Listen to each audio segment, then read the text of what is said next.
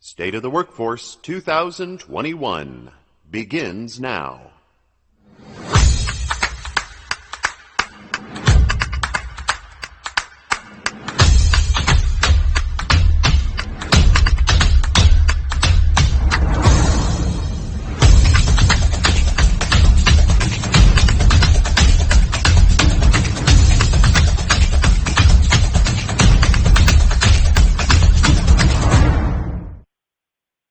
Welcome to CareerSource Citrus Levy Marion's second State of the Workforce Conference, presented this year in partnership with the Ocala Human Resource Management Association. I am Rusty Skinner, CareerSource's CEO, and I want to offer special thanks to Armor for partnering with us to help recover, redesign, and rework.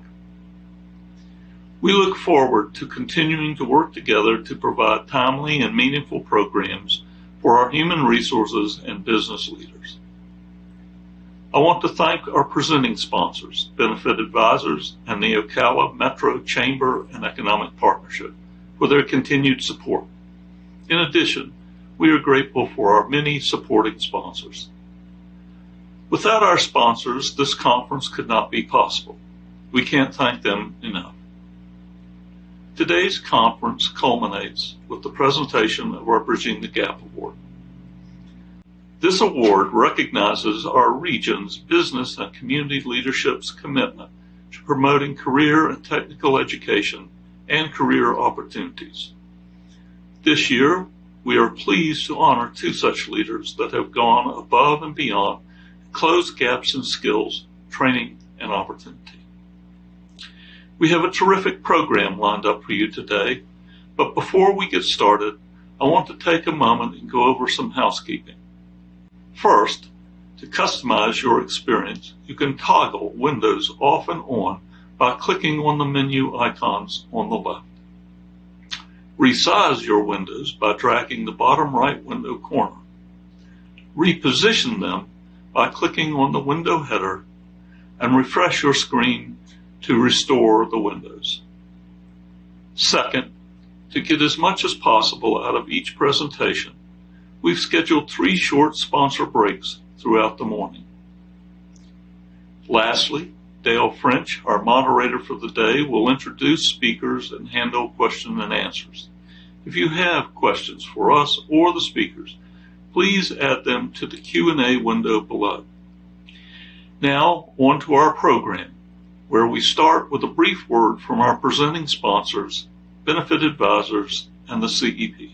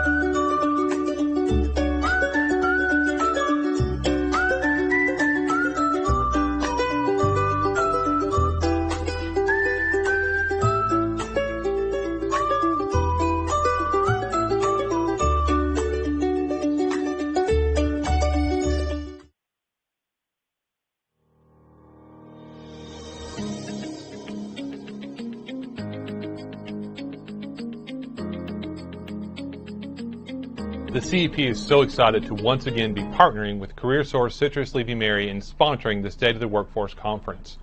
Part of what makes our community so successful are our partnerships, and the partnership that exists between CEP and CareerSource is one of the most important. As we work together on areas of creating jobs and employment opportunities, we want to talk to you about one of the areas we're most engaged in particular with our schools.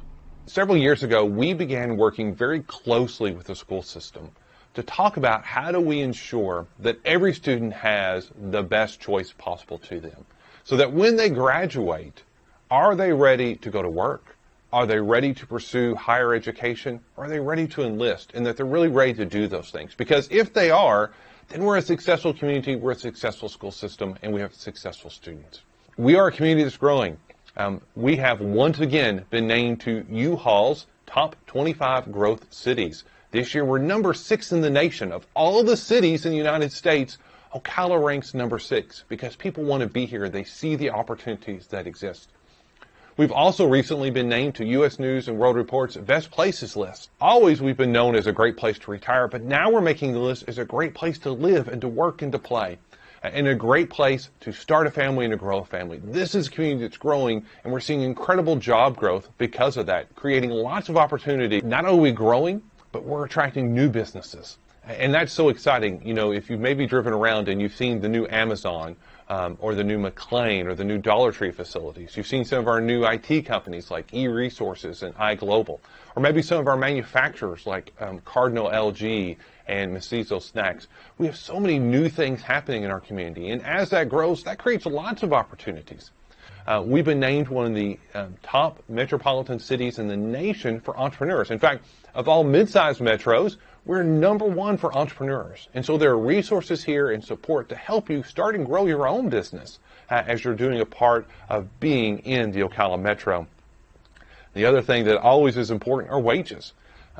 We are leading the state of Florida in the growth of wages. And so that it becomes even easier to call this place home. When we take our very affordable lifestyle that we have here in housing and we have raising wages, those two things together mean that you can have an even better life here in the Ocala Metro. We live in a phenomenal community. As we look at the rankings and things that are going on, there's no place I would rather be than in the Ocala Metro, and we look forward to seeing you grow as a part of the Ocala Metro business community. Hello everyone, my name is Dale French. I am the Executive Vice President with CareerSource CLM and will also be your moderator for the day. We would like to thank our keynote sponsor, the College of Central Florida. CF is a long-standing partner of Workforce, as well as to the businesses and citizens of the communities of Citrus, Levy, and Marion counties. The College of Central Florida's president, Dr. James Henningsen, would like to share a brief message with you. Welcome to the 2021 State of the Workforce Conference. I'm Dr. Jim Henningsen, president of the College of Central Florida, and we are proud to support this year's event. In the past year, as businesses have recovered, redesigned, and reworked, the college has remained fully open and committed to preparing the talent to meet our community's workforce needs. Though we shifted most classes online temporarily, our workforce students quickly returned to the classroom to complete clinicals, internships, and hands-on training, with the ultimate goal of becoming your employees. Each year, we educate about 10,000 students in certificate, associate, and bachelor's programs. They include more than 150 academic pathways that include workforce careers in business, technology, health sciences, criminal justice, manufacturing, logistics, education, and many others. Students work with cutting-edge technology in our Health Sciences Simulation Center and Engineering Technology Labs. Our Fanic Robotics Lab is the only certified training facility of its kind in the southeastern United States. Recently, we were recognized by Governor DeSantis for our partnership with CareerSource and Lockheed Martin for an electronics apprenticeship program at our Ocala campus. Through a rapid credentialing grant from the state of Florida, we were also able to offer short-term, high-demand programs with free, yes, free tuition. The 14 programs include accounting technology, business entrepreneurship, IT support specialist, Lean Six Sigma, logistics, and transportation specialist, and many others. Our agribusiness program, which is based at our 103-acre Vintage Farm campus, is preparing students for careers that leverage technology to ensure best practices. In fact, a new program in agritronics that incorporates these advanced technologies will soon be arriving at CF. As our community grows, CF is also growing to meet our workforce needs. In the last few years, we have expanded our nursing program by 50%. The dental hygiene program is getting ready to launch, and work is already underway to expand our health science programs in critically needed areas of respiratory therapist, cardiovascular tech, sonography, and expanded surgical tech. We will soon launch a new technology tool that directly connects CF graduates with you, the employers who want to hire them. So stay tuned for more information on this great new program. When you think quality, think CF. We are consistently rated in the top 15% of colleges in the nation for performance, as recognized by the Aspen Institute for Community College Excellence. And we are among the top 1% in the nation for affordability, according to the U.S. Department of Education. A CF education is a great return on investment. We are proud to share that 95% of our CF graduates are found working in their field or continuing their education in the year after graduation. The average starting wage for all CF graduates is more than $42,000. And the average for our associate in science graduates, our workforce programs, is nearly $52,000. With an affordable, small investment, you can see the long-term earnings potential from jobs right here in our community. Together, we are providing career opportunities for students and also supporting your need for job-ready graduates to grow your businesses. As we recover and rethink business as usual, the College of Central Florida remains committed to preparing students to meet our most pressing workforce development needs. Our community growth depends on partnerships to achieve great results. I'm so proud of the fantastic partnership work here in our Ocala metro area. CareerSource, CF, our school districts, the CEP, county and local government, and our business sector are all working together to make this region a great place to learn, work, play, and prosper. Thank you all for this time and enjoy this wonderful conference.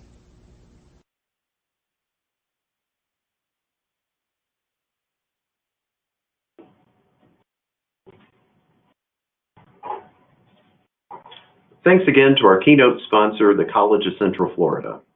Now, before we begin, we want to let you know if you're an HR professional and you're interested in claiming professional development and continuing education credits or business recertification credit hours, please click on the link in the resources window. And now, it is my pleasure to introduce our keynote speaker, Matt Havens.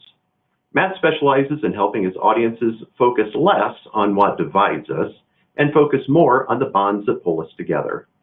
Matt is often called on to address a variety of topics ranging from generational differences, leadership, culture, communication, sales, and building successful teams. His ability to provide real-world solutions in a relatable and humorous way have made him one of the quickest up-and-coming speakers in the industry. Matt, I would like to welcome you today, and I will turn the stage over to you. Thank you, Dale. Sorry you guys got a little preview of me because I just wanted to interrupt Dale with my face. So thank you for that. I'm excited to be with everybody here. I hope you're doing well. I know it's early, and I know you're kind of wondering, like, maybe what are we going to talk about? Because that's kind of a weird title, right? Stop acting your age. Who wants to do that? But I'm very excited because today we're going to get to talk about easily the most exciting topic in the world that everybody is dying to talk about. I know it is. Generational differences in the workplace. Woo! Yeah! Okay. It's fine if you're not as excited as I am about that. I totally understand it. But look, what we're going to do is we're going to talk about how generational differences have impacted the way that we work together, how we make our business more agile, and especially coming off of what we've all experienced over the last year, how we do that in just slightly different ways than maybe how we've approached it in the past, okay? Because I know that everybody that has heard something about this or have talked about generational differences, you've heard things like this, that today's workforce is vibrant and diverse and that you need to be accommodating to different learning styles and how people think, feel, and act and blah, blah, blah, blah, blah, blah, blah. I don't want to do that, okay? That's not fun. And I am a millennial, so technically the only thing that we care about is having fun and like selfies. But honestly, if you really think about it, if you think about everything we do in life and every game we play and every election we hold and every decision that we make in business about how to allocate resources and compete professionally, there are winners and losers in those decisions. And I think we can agree on that. But what often gets overlooked in that conversation and what we forget about is that means that some of the people you have to work with or deal with on a daily basis are losers. And that's what we're going to talk about today. Because trust me, it's a lot more fun to do that, okay? Now, I know what you're thinking, right? This guy's a little off. It's a little weird. Is he wearing pants? I don't know. But I'm only going to ask you to do things today that you've already been doing for your entire life. I'm only going to ask you to indulge in the most basic stereotypes that we have about each other, okay? And if you don't believe me that we have stereotypes, because generally speaking, I don't think we should hold stereotypes. They don't oftentimes prove true. But when it comes to age, we definitely have them, okay? And I'll prove it to you. Just show of hands. I can't really see you here, but in the chat, let me know if you're a parent. Parents that are on the conference, hit me up in the chat with just like a woohoo or something like that. And if you're not a parent, you're totally going to understand this, so don't worry. But parents, I want you to imagine a situation. I want you to imagine that you got a couple of kids. I don't know, 7, 8 years old, something like that. These ones are now 7, but you have a situation. The situation is you want them to go to bed, but they don't want to. So in the chat, please tell me, I would like to know from the parents, what do you do in that situation? Do you have a long, drawn-out conversation with them about the merits of an early bedtime? Do you say things like, oh, I see what you're saying, young lady. That's an interesting perspective that I had not previously thought about. Do you put these things to a vote? No, because these are young people. They can't be reasoned with. So what do you actually do? You shove them into bed and you let them cry it out. Besides, if you don't know this, parents, the crying will actually tucker them out and they'll forget about it in the morning anyways. They won't even remember that it happened. It's a great parenting tactic if you're a new parent, okay? Try it. Trust me, it works. But right there is an example. You may not have thought about it. That's an example of how you're already disregarding and dealing with the young people that are in your life. And these are ones that you love dearly, dearly. Okay, but now there is the other example, right? There's the other example of you ever go to deal with an older person, right? You might see them at the grocery store and you go to pay for the groceries. You got a cart pile that's this high and you get there and what do you see? But one of those old people there paying with a check, right? Exactly, like it's 1950 or something. What do you do there? Do you wait? Do you have a brief and informative conversation with them about the ease and utility of debit cards? No, you go to the do-it-yourself line so that you can get home before bedtime. I mean, these old people, why are they so slow? I feel like they don't have much time left. They should be in a hurry, but maybe they just like being out and around people. I'm not sure, okay? But right there's an example, too, of how you're already disregarding the older people that are in your life. So we do it all the time when it comes to age. And here's the thing. It's not really healthy. It's not really the way that we need to be interacting with each other. But the truth is, we've all heard the same things. We've all heard that for the first time in the history of America, we have had 5 generations that are working together. That 5th one is starting to enter the workforce now. We're trying to figure out how to Snapchat all of our meetings. We don't know how to do that yet, but they're apparently here to help us. And so unfortunately, though, those are the things that we've been taught. But I'm here to tell you today that that's a lie. It's a destructive lie, and we're going to bury it. So in order for me to do that, in order for me to set you on the right path so that you can actually deal with these generational differences and make your business more agile, we have to start with what you know. I've got to start with the things that you've heard about, and then we'll talk about what you really need to be focusing on, okay? So first, let's talk about the generations, as I'm sure everybody has heard about them.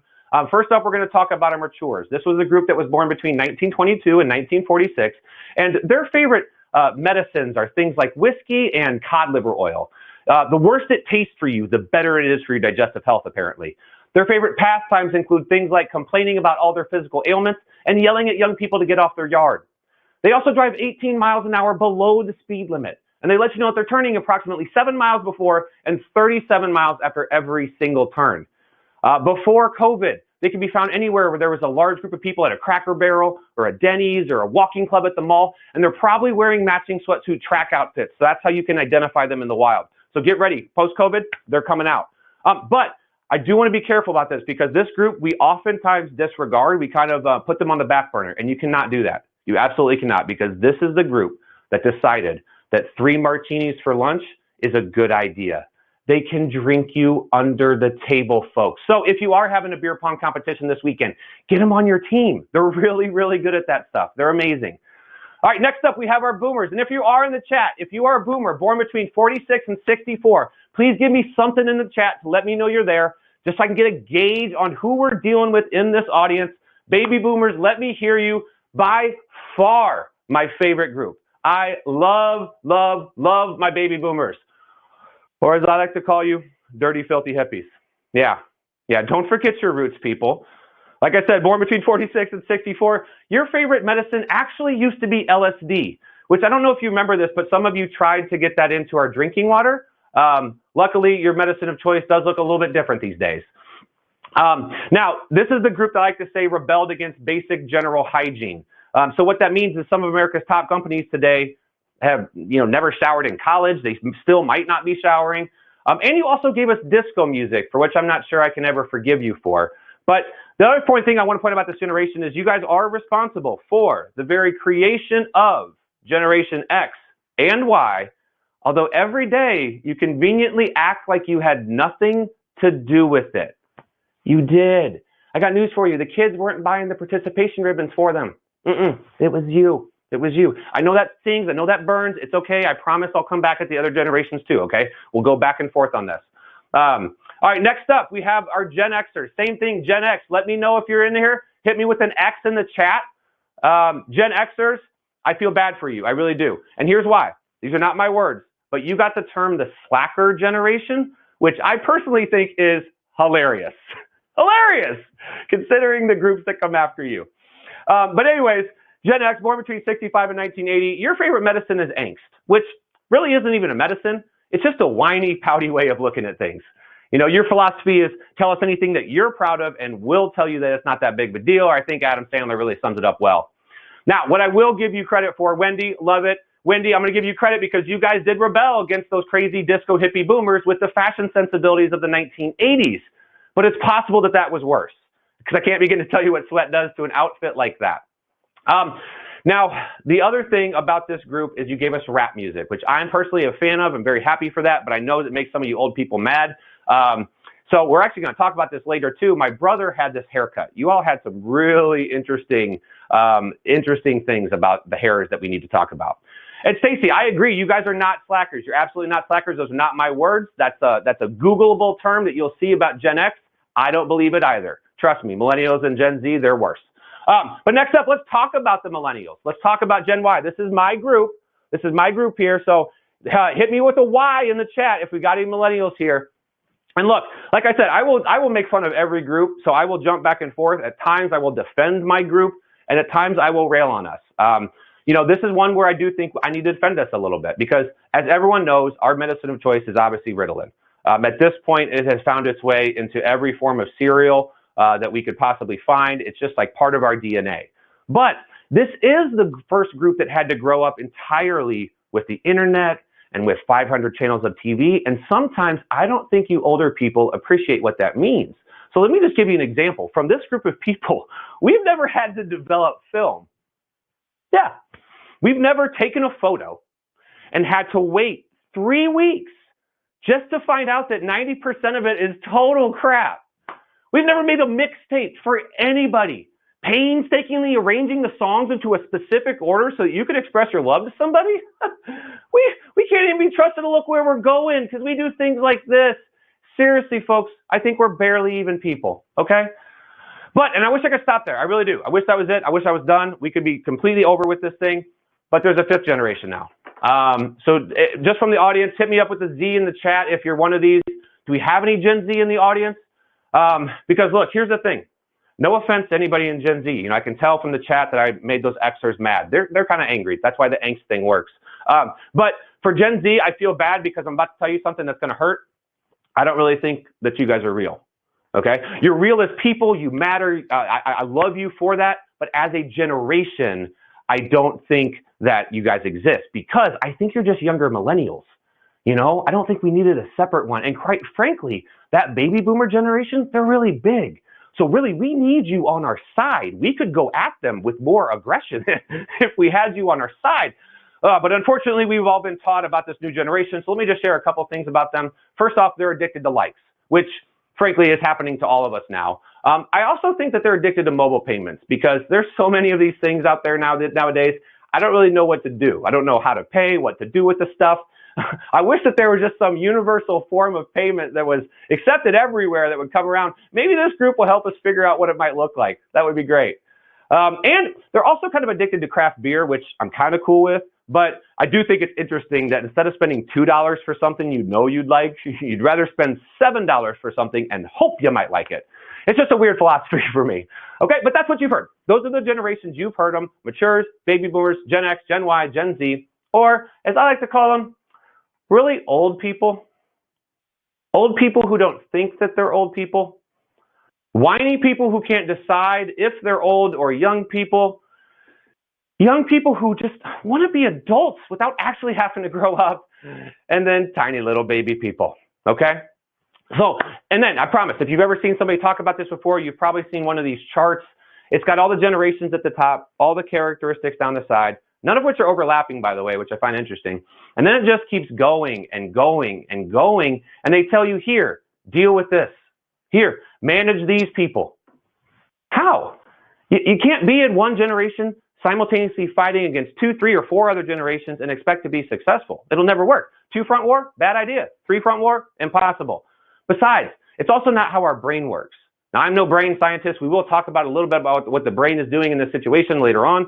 But, you know, what makes sense to me is we have 2 sides of our brain. We got 2 arms, 2 legs. We put everything into 2s. It's what we do with everything. Think about it. You got men versus women.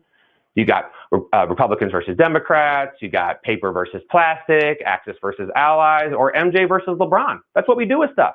And then the names that we came up with are absolutely ridiculous. I mean, baby boomers, no offense, you guys aren't babies anymore. You guys are like 50 or 60. And if we're really being honest with ourselves, it was your parents that did all the booming. So stop taking credit for their hard work. Then we got just Gen X for what? It's not even the first letter. And then we went to Y and Z. And what do we do next? Do we go to the Dewey Decimal System? Is that the next approach? I don't know. So no, my argument is forget the stuff that you learned. You don't need to worry about what generation somebody is in. There's only 2 groups or categories that you ever put somebody into. They are either a young person or an old person, and that's it. That's all that it is. If you've had trouble at work or at home with somebody that you've attributed to generational differences, I guarantee nobody has ever said, well, I am a baby boomer with mature tendencies, just trying to understand the subtle nuances of the Gen X and Gen Y mind. No. You either say that punk kid has no idea what they're talking about, or that old fart needs to retire. That's what you do. That's what you do. So, if you can come with me on this journey to perhaps think that maybe we've overcomplicated this problem, it's not as difficult as it needs to be, then what we have to do today is figure out which generation you're in. And that is what we're going to do here today. I have developed a comprehensive, scientific 11-question quiz that will tell you once and for all if you are a young or an old person. And we're going to go through that quiz here right now. So, because we're doing this virtually, if you can, in the chat, let me know what some of your answers are. Let me see, because the answer is either going to be A or B to the next 11 questions. There is no C, there is no write-in. You got to pick one. So just in the chat, so we know kind of who we're dealing with, maybe where the audience is at. Hit me with some A's and B's as we go, but we are going to dive in and figure out once and for all if you are a young or an old person. So we're going to start now. Question number 1. Have you ever used a computer that required you to put a thing called a disk into a thing called a disk drive? A, yes. B, I don't recognize those words, Matt. Okay, you got to pick one of those. Question number 2. Do you now or have you ever owned an 8-track tape? A, yes. Or B, I'm 0 for 2. Question number 3. When you see the words Foursquare, what's the first thing that comes to your mind? Well, Matt, that's an outdoor game, maybe some wholesome barnyard dancing. Or B, that is a form of social media that nobody uses anymore. I like that somebody put a Y in the chat. That was good. I love that. There we go. Okay, we're getting some A's and B's, some yeses. I love it. A or B. Let's just keep rolling with it. Question number 4. My typical weekend bedtime is closer to A, 6 p.m. or B, 6 a.m. Okay, if you're not good at math, the cutoff there is midnight. Pick a side, either one. And weekend bedtime, okay? Weekend bedtime will give you a little bit of the benefit of the doubt. Question number 5. Do you have any idea what a party line used to be? A, of course I do. Or B, I have no idea what that means. And I know what the young people think it could mean. It's not that. So just get your head out of the gutter. Okay, it's very different. Question number 6. In the last 6 months, have you sent a handwritten letter of any kind in the mail? A, yes, of course I have. Or B, that's only for signing Amazon packages. And really nobody does handwriting anymore. So question number 7. Do you occasionally walk from one room of your house, get to where you were going, and then forget where you wanted to be there in the first place? That's a simple A, yes, B, no answer. I don't know about you all, but I've been an A my entire life. I've been that way since I was 5 or 6. Definitely an A on that one for me. Okay, I love seeing this. We're getting some good mixes of A's and B's. That's awesome. Question number 8. I don't mean to bring the mood down a little bit, but do you remember when John F. Kennedy, Martin Luther King Jr., or Ronald Reagan got shot? A, yes, I do, or B, I don't recognize who those people are. If you don't know who those people are, you really should look it up. Like Google, you should know that information. Okay, just so we're clear. Question number 9. Has a horse ever been a primary mode of transportation for you? A, yes. B, no. And I mean primary, folks. I've had to clarify this in the past.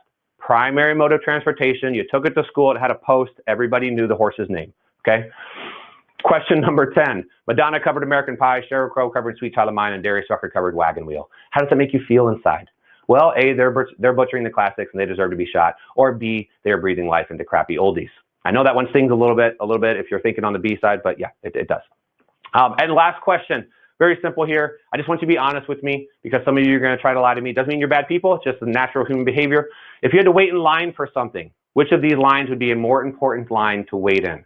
A line for food and water, or B, the next iPhone? Because I know what some of you are thinking. You're like, food and water, it sustains life, but what life's worth living without an iPhone? I get you. I'm with you. I'm with you. Okay, now we are going to get here to analyzing results. I hope you were keeping track of your answers. I know Wendy Williams, D, none of the above. I love it. Okay, here we go. Before we get to analyzing results, I do just want to check something here on the chat. I wish we could do this in person, but I want to see if anybody answered all Bs. If you answered all Bs, please let me know in the chat. Just say all Bs. Okay, good. I'm not seeing it, so I don't think that person's here. That's good. I'm not sure that those people can feed themselves, so that's okay. Now, did anybody answer all As? I don't think the B person exists, but I do think the all A person is out there somewhere, and I was hoping I could find them here today, but it doesn't look like I found them. Shoot. So here's the deal. If you know somebody who would have answered all A's to those questions, please send me a tweet, send me a physical mail through the postal service, whatever you need to do. I need to find this person because first off, I have something for them. I have the Congratulations for Still Being Alive award, but also it comes with something that I think only they will be able to appreciate. And it's a full set of Encyclopedia Britannicas. Yeah, so true story. I found the collection. Guinea Keith, are you all A's? Oh my goodness. Oh, I am so happy. I've been looking for you. I have been looking for you. This makes me so happy. We're going to connect afterwards, okay? Because you're going to get these Encyclopedia Britannicas. They're sitting in my garage, and I don't know how to get rid of them. Apparently, knowledge back from the 1980s was very heavy. So I will ship them to you. It's going to cost like $4,000 to do it. But Guinea, thank you so much. I'm so excited for this. Oh, yes. Okay. But as most oftentimes is the case, right? We're going to be a little bit of this, a little bit of that. We do have to pick a side, though. That's why I know you're joking, Guinea, but I love it. Thank you. And I also don't really want to pay all that shipping, so this is great. Thank you so much. We do have to pick a side, though. If we're going to battle it out, each side against each other, we got to figure out which side you're on. So there's 11 questions. If you answered 6 or more times to A, here's what I would like you to do. Nobody's going to know if you did this. You're the only person that's going to know if you actually took part of this conference. So what I would like you to do is stand up wherever you are. I don't care if you're at a Starbucks, if you're in your bed, if you're at an office, if you're by yourself, if you're around people. Stand up and do me a favor, give yourself the biggest round of applause in the world. 6 or more times to A. You folks are our own people! Yeah! Love it. Y'all may sit down. Thank you so much. I have no idea who did that and who didn't, but I love any of you that tried it. Thank you. You are great. We need to celebrate our old people. Now, here's the deal. For the rest of this talk, I will refer to you as old people. Don't take offense to it. You took the quiz, not me, okay? But it's all in play. It's all in good, okay? It's all in good fun.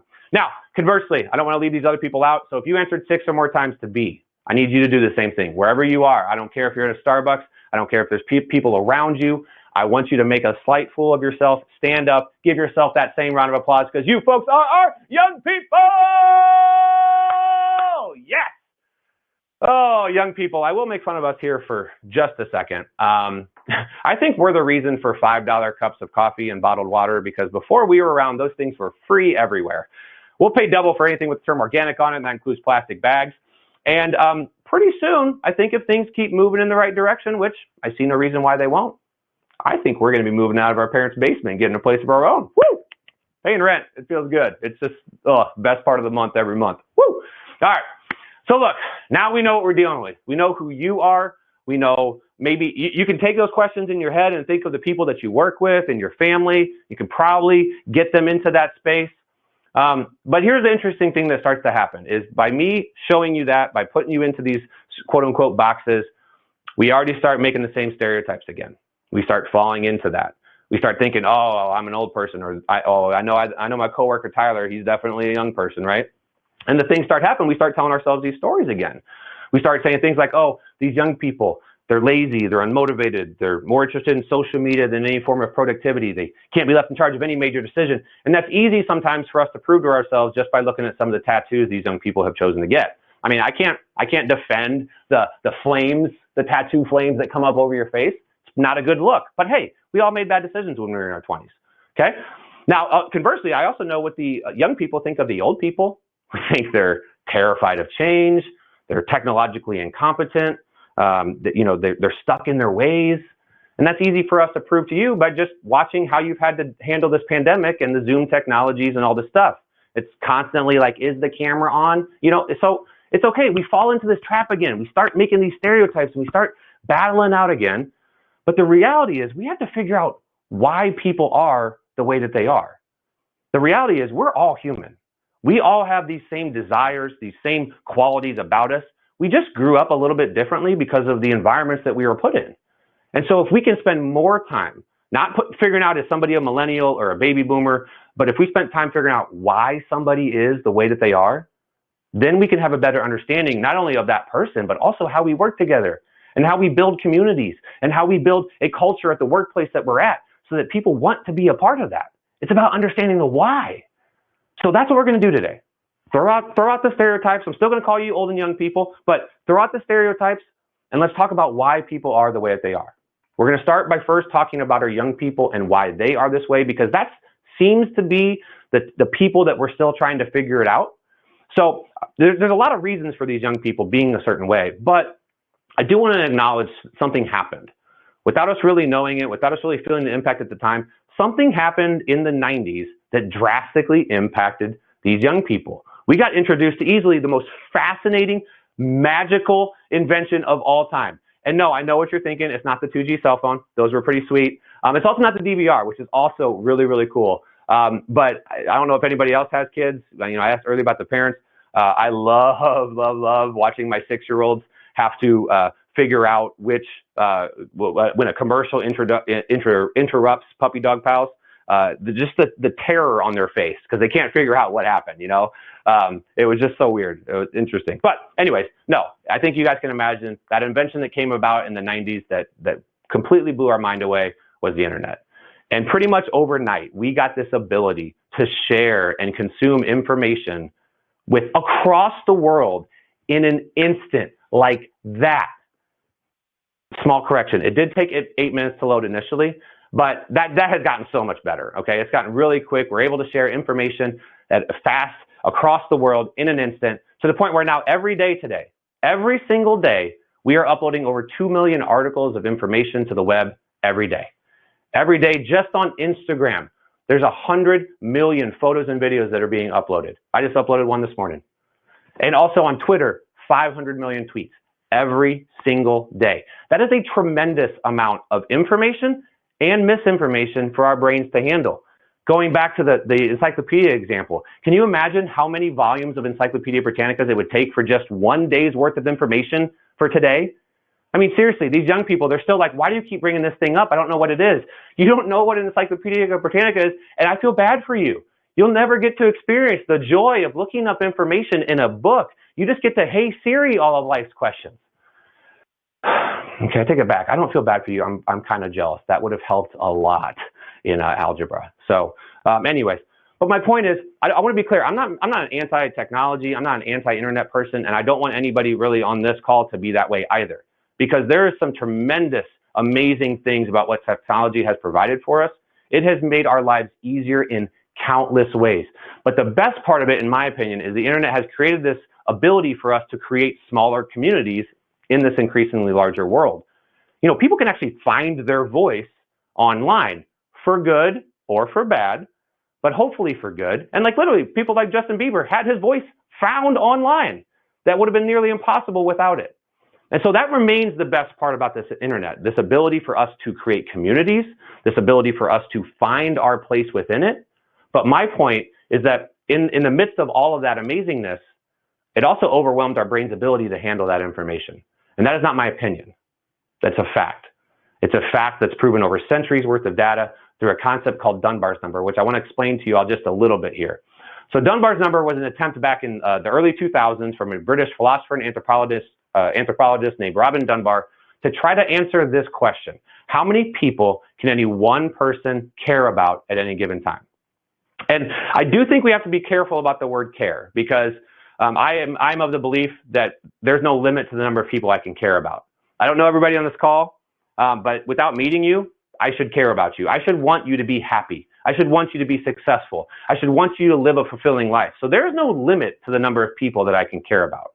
However, in Dunbar's research, when he talked about care, he was looking at those deep emotional connections, the type of people that you would invite to birthday parties, to share your events in life with. And so as hard as I might try on this call, we're probably not going to reach that level of friendship right away. Now, we would with time and with effort, but initially that's not going to happen. So because at some point your brain is going to run out of space. If you think of your brain like a computer, it's going to run out of storage space the more people you put into it. And so his research was to try to figure out at what point do you run out of space. And what he found out is that over centuries, it's always been 150 people. We have the capacity for about 150 relationships in our life. And that's proven by looking at things like archaeological records from Neolithic farming villages. They were all 150 people big. If it got above that, they moved and started a new community. We also know that from county records that an 18th century English parsonage was about 150 people big. We know that the Roman military companies were 150 people big. And we know that the average size of an American military company is about 160. Now, if anybody's ever been to a large wedding before, I'm willing to bet that it has not been over 300 people. That's because you got 150 people for each marrying spouse. And Facebook has done this study. They've done a lot of studying lately, but Facebook did a study to try to figure out, regardless of how many people in your friend network, how many do you interact with? And surprisingly, you may not be surprised to find out that it's 150 people. So some of you, if I challenge you right now to open up your phones, you might already be looking at your phone anyways, I can't see. If you went to Facebook or Instagram or any social media platform of your choice, I'm willing to bet that some of you have thousands of followers, thousands of friends. But what Facebook found is that number never mattered. It didn't matter if you had 200, it didn't matter if you had 1,000, it didn't matter if you had 5,000. You only interact with 150 of them. And they changed their algorithm so that that's all that you see. You only see the 150 people. If you want to challenge me on that, go to Facebook, go to your platform of choice, and look at somebody whose profile you haven't seen in a little while. They're still posting, I guarantee it. But now that you've gone to their page, you've snooped around a little bit, they're going to show back up in your feed again the next day and the next day and the next day, because now Facebook thinks that they're back into your 150. So what that says to me with that research is that all of us, regardless of age, are out in search for about 150 people to connect to. And our brains are wired to care about a fairly small number of people. But let's compare that now to the architecture of the world that we're building every day, to the millions of articles, to the hundreds of millions of points of information that we're consuming every single day. We're playing a different game today than we've ever had to play. It's way different than it was 20 years ago. It's even more different than it was 5 years ago. Because the internet has taught us that this world is a global world. We have to compete on the global levels. You're seeing that in everything from industry. You're seeing that in everything from school systems. We're having to compete on a global level, but our brains are still local. Our brains still have to think in this local world in terms of dozens or hundreds. And John Murphy, 150 seems high. I agree. We're going to get there in just a second. But my point is, younger people, this is all we've ever had. This is what we've known. We have been taught this. And you older people, you grew up with communities. You had communities, and they're a lot different than the communities that we have today. I'm not saying they're better. I'm not saying they're worse. They're just different. I'm willing to bet that some of you old people on this call right now forget that you used to answer the phone at your house by saying hello like it was a question. Because it was a question. You didn't know who was calling. It wasn't until you picked up that phone that you could figure out, who is this? Now every day I can look at my watch and just swipe because I don't want to answer the 12 spam calls I'm getting a day. It's a different world. But then eventually you guys got the mile-long phone cord so that you could go from one room to the next and feel like you had this privacy hiding behind the wall. That was great. And then like in the 80s, early 90s, we got our first true sense of mobility.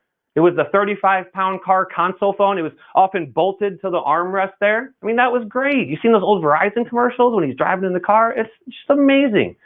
And then we got the internet, and everyone knows what that was like for a while with the sound, and 20 minutes to load. I used to pick up the phone at my house just to interrupt my brother's browsing because that was just fun for me. But you older people, you had communities. You had your junior high, your high school, a couple hundred, at most a couple thousand people in that world.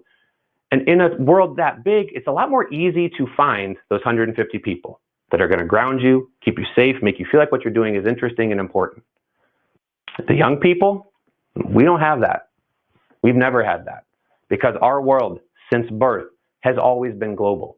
It's always been 6 or 7 billion people large. And in a world that big, it makes it a lot more difficult to find those 150 people.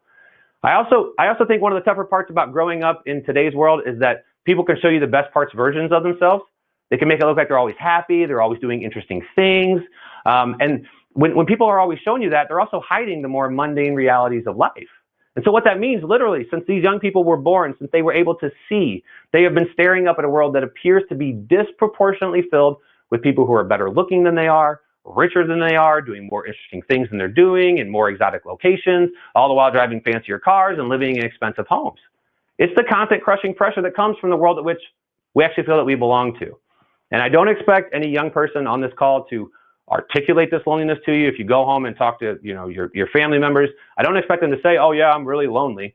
They might even choose a different word. But the truth is, we've grown up with this. It's what we know. It's the world that we have been accustomed to and that we live in. So we kind of like it. We've figured out how to adapt and work within it. But that still doesn't mean that we have this sort of level of loneliness that we're dealing with. And I would argue that every single person, regardless of age, at times struggles with feeling like what they're doing is interesting and important compared to all that noise that's around there. Okay? But you older people, you have a grounding in an earlier, less complicated time that you can draw strength upon when you need to. Young people, we don't have that. All we know is that we've been dropped into this impossibly large ocean of noise where everyone's screaming and shouting for everything, and all we want is for somebody to come along and help pluck us out of that ocean of noise and make us feel like we're not drowning in it. So what I would ask the older people to consider about these younger people is that the world today is just a lot bigger than it used to be. And these young people are just looking for different ways to connect within it. And that's just the reality of how it is. Every single one of us, regardless of age, is looking for our community. We are looking for a place to be. We are looking for a place to be a part of. And I call it the 100 human principle. To the point earlier, John Murphy, I think 150 is a little bit too big. So I think if we can focus on the 100 people who make a part of our community and focus on that every day, every month, every year, and make sure that those are the right people that we want in that community, then we're going to build stronger relationships. We're going to feel more engaged at work. And as employers, as HR professionals, as the people who are in charge of creating these environments at work, that's why we have to get this idea of work and life being separate things completely out. We need to be thinking about what are we doing to build community at work, because we want people to come work for us and with us that want to be there, that want to be a part of that community. And it's not hard. It's the same things that somebody does to land on your list, your 100 people, are the same things that we have to provide our employees and coworkers. We have to sit and listen and talk to them. We have to engage them. We have to spend time with them. Just like we want to build relationships with other people, those things take time, they take energy, and we have to be willing to put forward that effort. Now, if I actually walk you through a full exercise with this, and we don't have time for that today, then we'd go through and we'd start listing down your 100 people. What would happen is your first 10 would go real quick, family, friends. Then your next 20 might go a little bit quicker. But by the time you got to about 30 people, you'd really have to start thinking, all right, who's a part of my community? And are the right people there? And the people I want to help me continue and grow, because these are the people that are going to push you. These are the people that are going to challenge you. They're going to support you. These are the people that are going to laugh with you and cry with you. And those are the types of workplaces that we want to build. Those are the types of workplaces we want to work at, where we can have that sort of dialogue, where we can have that sort of community, and where it's not, hey, come to work, clock out, and leave the next day. Or in the case of today's world, where it's not jump on a call and jump right off. We have to be more intentional in today's world to build that community, and we'll talk about that, some different ways we can do that here in just a little bit. Okay?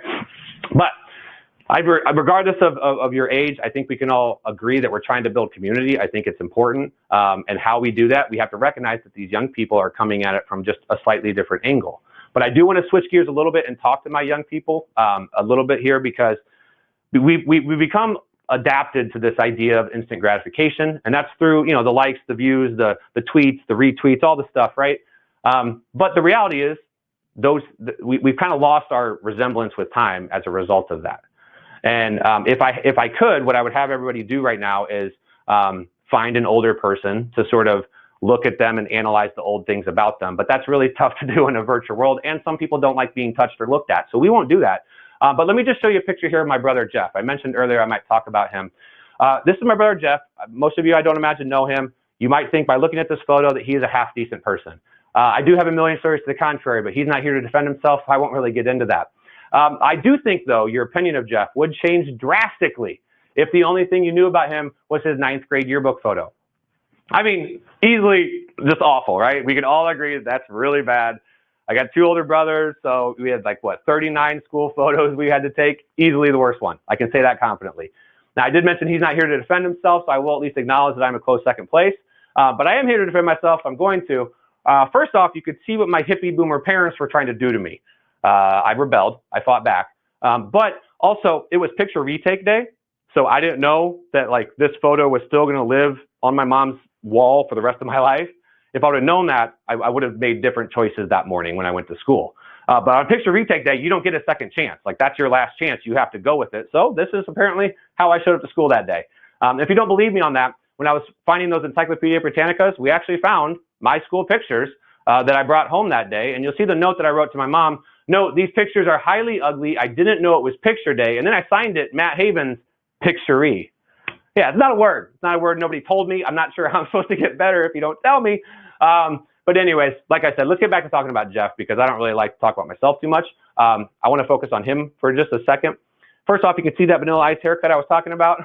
Yeah. And if you're going to rock a mullet, rock it. Go for it. That's you. That's on you. But do it right. Do the business on top, the party on back. But if you look there, he didn't want a party in the back. No, he wanted a quiet get-together of some sort. I'm not exactly sure what that is. And you'll see a chain on his neck. In the chat, I would love for anybody to throw out what you think is on the bottom of that chain. I don't think it's possible you'll get it, because it is a dragon claw holding a crystal ball. Yeah, no, I love it. His girlfriend then and still to this day is imaginary. But why am I doing this? Why am I showing you this? Well, first off, I just like making fun of my brother. But second of all, as much as I hate to admit it, over time, he got better. He did. He aged well, like a boxed wine or a fine cheese of some sort. Are we good on, uh-oh, I'm checking. Are we good on sound and video? Everybody's good? Okay. Sorry about that. I was just seeing some stuff in the chat. Wanted to make sure we're okay. All right. So I bring this up to share with the young people, because as you see how Jeff progressed over time, he got better. He really did. And that's what happened to all the older people that you work with. I got news for you. None of them got to where they are overnight. They've been building the skills necessary to do the jobs that they've been doing for such a long time, because they absolutely are part of this world. And we need their experiences, because they're going to show us what we can do and what we can learn from if we're willing to have that conversation. Young people, advancement is a process. You're not going to get raises. You're not going to get promotions like you get presents. You're going to have to earn these things. And here's the thing. I'm not saying you're going to have to earn them as slow as the young people did. Sometimes that's a conversation we're having is, hey, it took me 10 years to get here. It should take you 10 years to get there. But I'm not saying that. I'm saying it's going to take time for you to grow and advance in these things, because that's how we advance at every single thing we do in life. It's absolutely every single thing we do. And it's no different in how we work, because the truth is with these older people, if we spend time actually understanding and talking with them and learning from them, then they are willing to share their experiences and help us grow in that space as well too. They're going to help return the favor because somebody helped them get to where they are. They're going to do the same for you, but we have to be willing to treat them like the assets they are instead of some obstacle that we're trying to get around. The other thing about the older people is that we have to recognize is the reason they like doing things the way that they've done it is because the way that they've always done it has generally worked, as evidenced by the fact that they had to hire you to keep things going. I mean, not everything has to change. Berkshire Hathaway, they had this entire pandemic to update their website. But no, on the screen right here, you're going to see the current website for Berkshire Hathaway. They're doing pretty good as a company. And so you'd think that there'd be some young buck working there saying, oh, we gotta fix this website. No, it's not the first website ever created. I know it looks like that. That's exactly what it looks like today. So they had time to do that, and they're like, no, we don't have to change yet because not every single thing needs to change. Now, that said, young people, the longer you've been around, the more that you're going to see fads like these things come and go.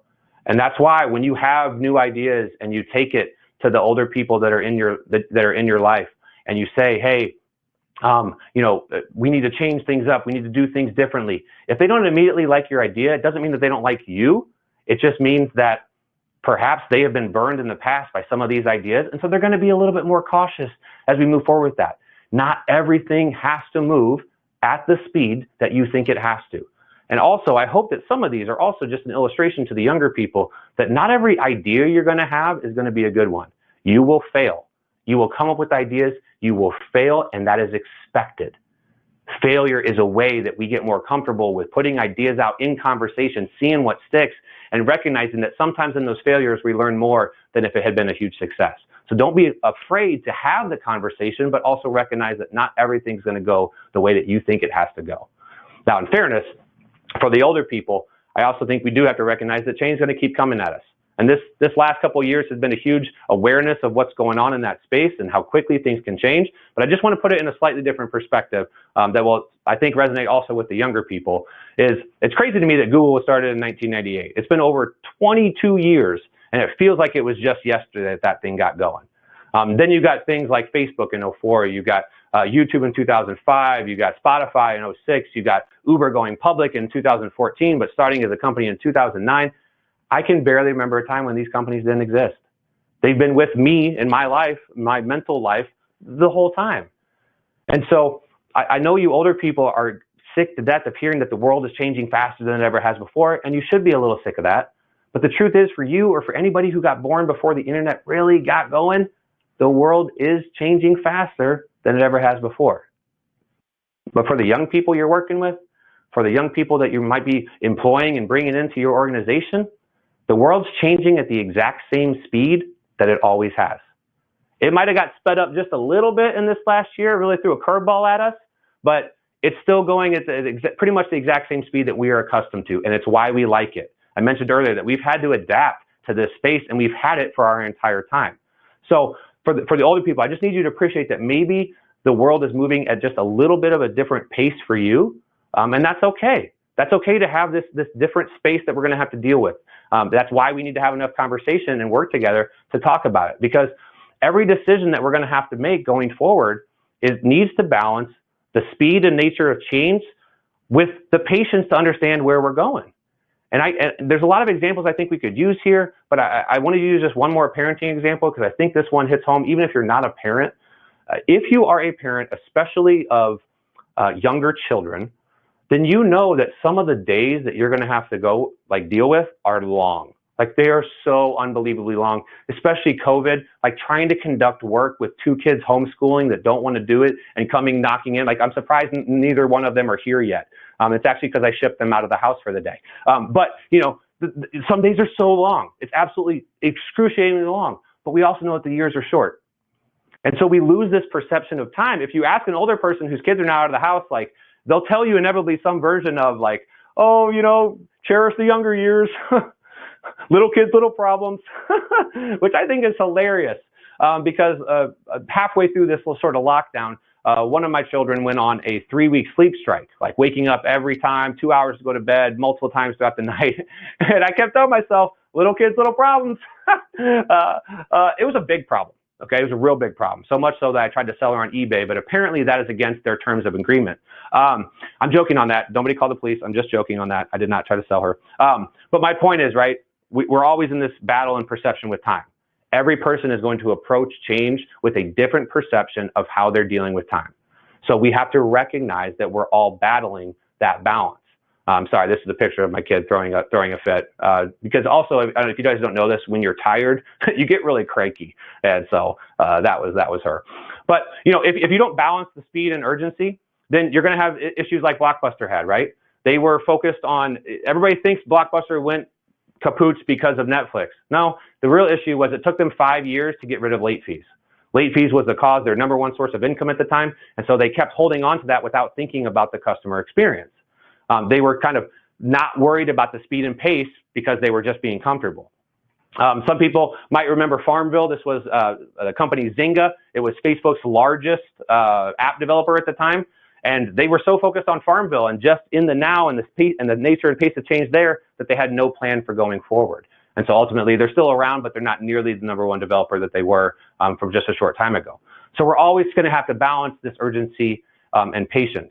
And so the question I have to ask for you all as we leave, as we wrap up here, is it becomes a question about priorities. How are we going to prioritize our time now, especially post this pandemic, and focus on the right things?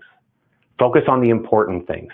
And my argument is, hopefully it made the argument for community, for really focusing on how we're going to build community by engaging in conversations, by talking with each other. Because if I ask you all right now, how are you prioritizing your time? I'm willing to bet many of you would say things like my calendar.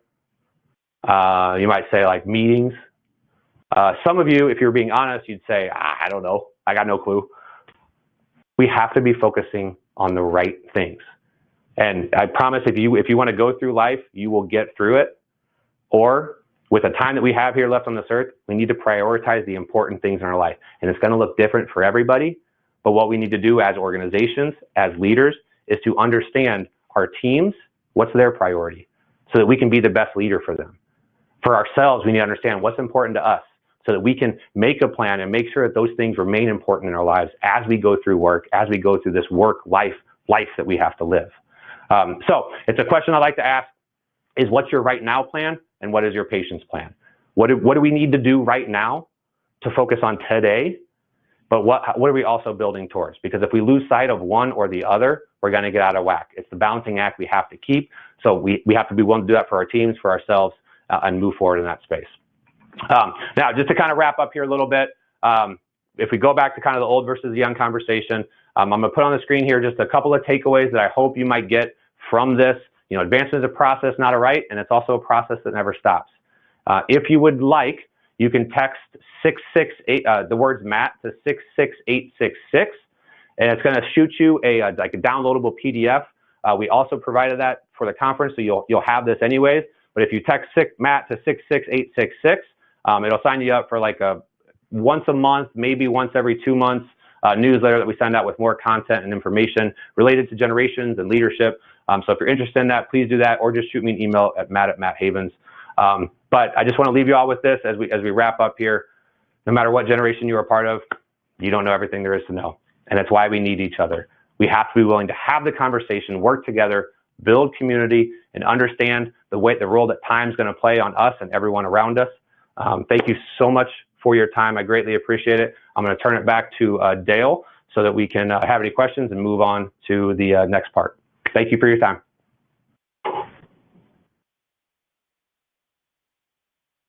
All right. Well, thanks, Matt. Certainly relatable information. I know myself looking at some of the slides of my generation, I kind of fall in the middle. Certainly where we're at with cell phones today, I had that Motorola bag phone in my car. Yeah, I never rode a horse to work, but I had the cell phone that was like that big that you couldn't really even fit in a pocket. So you just had to like hold it everywhere you went, Yeah, and then there was the stereotypical Motorola phone that was the gray box with the keyboard that opened up. I had one of those too. So love it. Yeah. So thank you, Matt. I mean, that was great information. We do have a few questions for you. Awesome. First question, and this is probably, again, relatable to a lot of folks in our office, and it's kind of a situational. One of the folks wrote in with the question that said, a lot of the younger people in their office are afraid to talk to people on the phone. Their preferred method of communication is via text or email, which we've all kind of come adapt to. And they feel that if they have to talk to somebody in person, that they're in trouble. So this individual that put the question in said, typically they also like to text, but before they do that, they'll typically call the person and just kind of warm the conversation so the texts don't get misunderstood. So from your perspective, what do you feel that they should do? Should they let the employees do what they like, or should they ask the employees to do what they know is more efficient? So it's a great question. It's a layered question too, and so I would encourage whoever did submit that question. We could probably talk about this for 20 or 30 minutes, and I would love to do that. So shoot me an email, and we can have that conversation. But my advice typically in that spot is to set some just baseline sort of understanding with employees or with individuals. And I'll give you an example of kind of what I mean is I used to be, we didn't say this in my sort of bio or whatever, but I had a 13-year corporate career in leadership in a Fortune 50 company. So at one point I was leading virtual teams. This was before virtual was a thing, leading virtual teams in 5 different US locations. And so we had to use every form of communication possible. And so what I found really helpful was to set some, I don't want to call them expectations, just set some baseline understanding of how do you like to communicate, and here's how I like to communicate. If we're dealing with a customer, that might be a different conversation because you might have to do something a certain way with customers. And that's just something that unfortunately we're going to have to maybe get over in a way, right? But with my team, it was, hey, if I would let them know if I'm video calling you and you're not ready for it or you don't want to, just deny it. I'm fine with that. It's okay. I'll understand that maybe you're busy. Or if we're doing, if I call you on the phone, if I call you at office, if I call you at home and you're not available, you just got to let me know. But for mine, it was if I text you, that is an urgent thing. I'll only use text if it's urgent. And then, but just by having that conversations, I'd sometimes get employees that would say, hey, I'd prefer that you text me all the time. I'd prefer to work that way. And we can find a little bit of a better balance, but it has to start with understanding sort of like the groundwork of how they want to. And then I do think sometimes we have to challenge our own maybe perceptions of what that communication looks like. So if we think a call has to be, we've seen this experience in COVID, right? Everybody thinks it has to be a video call now. And everybody's jumping on to do that when sometimes we don't really need it. It could be a phone call. It could be a text, and that would be quicker or easier or better for that person. So, again, there's a lot more I think we could get into, but I would encourage anybody who's kind of having that communication struggle to first sit down and think about what's your preferred sort of ways to handle things. Make sure you're having the conversation with that employee, and then just challenging maybe some of your own biases to say, all right, can I meet them all the way there? Or do I need them to meet me halfway? Or, hey, do I need them to come to where I am? But I think we get there through that conversation and just really sitting down and being willing to have it. So if that's not answering the specific situation that the person who asked the question, wants to get into, then please give me a shout and let's talk offline. Okay. And I think it does. I think we all need to be better at that. We all kind of get set in our ways, and especially over the past year, I think we've all found preferred methods of communication. And when we are separated and we're not in the same room or sometimes can't have that conversation, maybe that's where we start pulling apart a little bit more, and we just have to have those conversations. Matt, we've got time for one more question. And the question is, how has the recent COVID pandemic impacted the way that millennials and other generations create community within the workplace? I mean, the short answer is it's made it a lot more difficult, right? We used to have the walks to go get coffee. We used to have the quote unquote break room where you can have these sort of conversations. You used to have the hallway chats after a meeting. And so it's certainly made it more difficult, but I guess what we need to do, and what I really try to encourage the organizations, the leaders that I work with, is we just have to be more intentional. We have to be more intentional about, going back to like even the communication, having a 5-minute Zoom call meeting with your teammate, with a teammate, or with maybe if you're a leader or somebody that reports to you, that's not work related. Like, we can take those coffee conversations that help build community. That's what they're there for. I mean, they're there for, not talking about work per se, but just like getting to know each other and building that emotional connection. We can still do those, but we have to be intentional about it. So I'm going to go back to what I said about when I was leading these virtual teams. I would actually have to schedule 5 to 10 minutes that in my head, I'm going to reach out and talk to my leaders that live across the country. And I would say, I forget exactly how I did the acronym, but I did an acronym for me that was like not work related. And so that's time for me to just call and check in, see how you're doing. And it could be them saying, hey, I don't have time right now. I really got this deadline. Can we talk later? Absolutely. But I just wanted to see how you're doing. I heard, want to see how the kid's soccer game was. So just give me a shout later. Something like that. I think that's how we have to step into that space.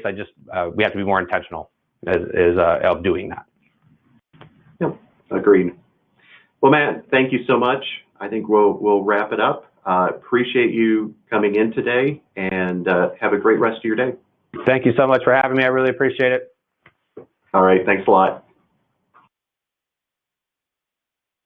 Now, before we take a short 5-minute break, we would like to thank our gold level sponsors.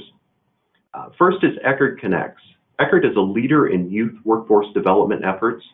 Eckerd Connects is committed to not only providing the solutions that help struggling families thrive, but also sharing those solutions with others. And our second gold level sponsor is Seco Energy. Seco is a not-for-profit electric cooperative serving over 200,000 families and businesses across 7 counties in Central Florida. Seco is the 3rd largest electric co-op in Florida and the 7th largest in the nation. In 2015, 16, and 17, Seco Energy was rated highest in customer satisfaction among mid-sized utilities and cooperatives in the South by J.D. Power. Thank you both, Eckerd Connects and Seco, for your assistance in making today's event possible. And we will be back in 5 short minutes to introduce our next speaker. Thank you.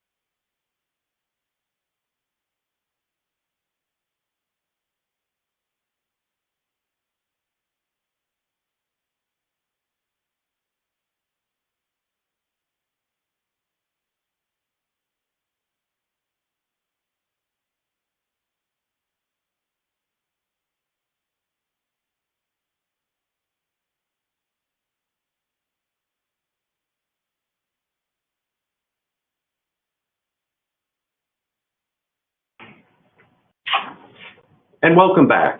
And I will introduce our next speaker, Ms. Adrienne Johnston. Adrienne has extensive experience in labor market information, having served for 5 years as the Department of Economic Opportunity's Chief of the Bureau of Labor Market Statistics before becoming Director of Workforce Services this past year. Her experience includes compensation analysis, managing job vacancy and labor turnover surveys, as well as local labor market analysis for the 24 local workforce development boards. Adrienne, thank you for joining us today, and I will now turn the stage over to you.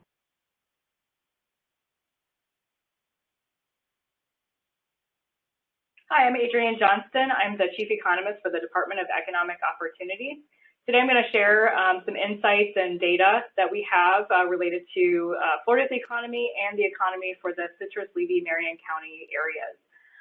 So I'm just going to get started with a quick introduction into our Bureau of Workforce Statistics and Economic Research. This is where a lot of our state's data and statistics are produced, and they're produced through a cooperative agreement with the federal government. So the U.S. Bureau of Labor Statistics produces a lot of this data alongside us, and it's important to know that because this information is something that is standard across the country. So it's important if you're trying to compare your local area to other local areas, either throughout Florida or in other states, you know that these methodologies are consistent and they're produced through rigorous federal statistical methods that can't just be changed on a whim. So it's just important to know that. It's also really important to understand that through participation from Florida businesses and businesses in your area, we're able to provide this data. So we always say a huge thank you to any employers because without them, we wouldn't have this information to give us good insights into our labor force. So with that, I'm going to move on to kind of talking about where we currently stand in our economy as a state, starting with the unemployment rate. So as I mentioned, we produce a lot of these statistics through that federal cooperative agreement. One of those is this monthly unemployment data. So we actually get our state unemployment rate data through this cooperative agreement. And this gives you a nice historical view of where our unemployment rate has been and where it currently stands. So as we all know, last year we had the pandemic start. Mitigation efforts started around mid-March. So we went from having one of the lowest unemployment rates on record at 3.2% in February of 2020 to one of the highest we've ever seen just 2 months later at 13.8%. So you can see that drastic swing here, comparing it to the Great Recession that we just experienced in 2007, 2008. Our unemployment rate not only grew much faster, but it was a much larger climb. On the back end of that, though, you can also see that it declined much faster, we came back much quicker than we saw in the Great Recession. So a little bit of a different experience than we've had from an economic perspective in other recessions that you can clearly see that here. So that's the unemployment data. We also produce our monthly job numbers. And here you can see again the steady climb that we've experienced over the last several decades. Going back to 1990, we've just had a continuous job growth right up until basically the Great Recession. And we saw a little bit of a decline and then just steady growth coming right out of that. And then you can see that little quick dip that we had from the pandemic. And then we see a quick spike back up and then kind of a steady gradual growth from there. So since April, we've seen 8 months of consecutive job growth. We've added about 688,000 jobs back into the Florida economy from what we lost. So that we're still down. So from where we were this time last year, we're still down quite a bit. But we continue to see job gains every month coming back from that. And this gives you a perspective of where those losses have happened by industry. So clearly, I think it's no secret that leisure and hospitality was impacted more than other industries and longer than other industries. And so looking at our over-the-year growth or job losses, in this case, we see that leisure and hospitality are still down about 300,000 jobs from where they were this time last year. We're still down in education and health services, and that one's a little bit interesting because we typically have always touted the healthcare industry as being one that is generally not impacted by recessions as much. So during the Great Recession, it continued to grow and other industries were declining. So I think this just speaks to the particular nature of this event, that hospitals and doctors' offices were actually negatively impacted because of the lockdown efforts and things to that nature. So we still see some losses there a year later. We're also seeing some job losses in local government, a lot of that school related. And we're also seeing continued losses in retail, trade, professional, and business services. So really across the board, there's some job losses, but we see it in some industries that are continuing to be impacted more than others. One of the interesting things that we've been able to glean from this particular event is how unemployment has impacted so certainly different industries, but also different types of employment. So this particular graphic here gives us a sense of how two of our employment series stack up against each other. So literally, we plotted our labor force employment numbers against our job numbers. So both our employment counts, the job numbers, that green line is really capturing payroll employment. So we're looking at employment at a particular business versus the blue line, which is showing us household employment. So individuals who are considered employed or not. So we've always seen a larger number of individual employment. That's because there are more different types of employment that are covered under that particular data series. So it includes self-employed, that's the biggest one, whereas the payroll employment does not include self-employed because again, that's focused on covered employment at businesses. So when you look at these two different series together, you can see they've held a pretty steady relationship over time. And then when the pandemic happened and we had a lot of businesses and a lot of activity stop very quickly, we can see that those two lines actually came really close together. And what that indicates to us is that those who are in self-employment or other non-covered employment were actually impacted at a greater rate than those in payroll employment. So that's something we've never actually been able to tease out before to get a sense of how much non-payroll employment is included in that loss series. But then also we can see how they're recovering at different rates. We saw a very sharp increase in the payroll employment come back. It's a little bit more gradual for the self-employed, but now the self-employed is much closer to its pre-pandemic level, whereas the payroll employment is coming back a little bit slower. So that's just an interesting view that we haven't really had before that we're going to continue to monitor and keep an eye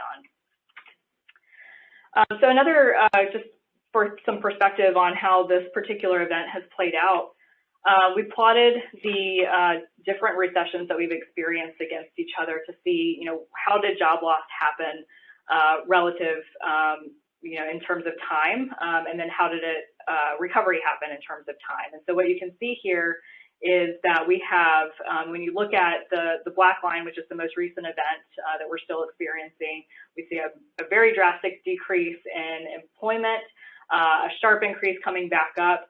That shows us that we actually lost in 2 months, we lost the same amount of jobs that we lost after 4 years of the Great Recession. And so it was a much steeper job loss, a much quicker recovery. When you look at that yellow line, which represents the Great Recession, it took a lot longer for us to lose the same number of jobs and to recover those jobs back. So it just kind of gives you a perspective of how long a typical recession plays out versus what we've just recently experienced.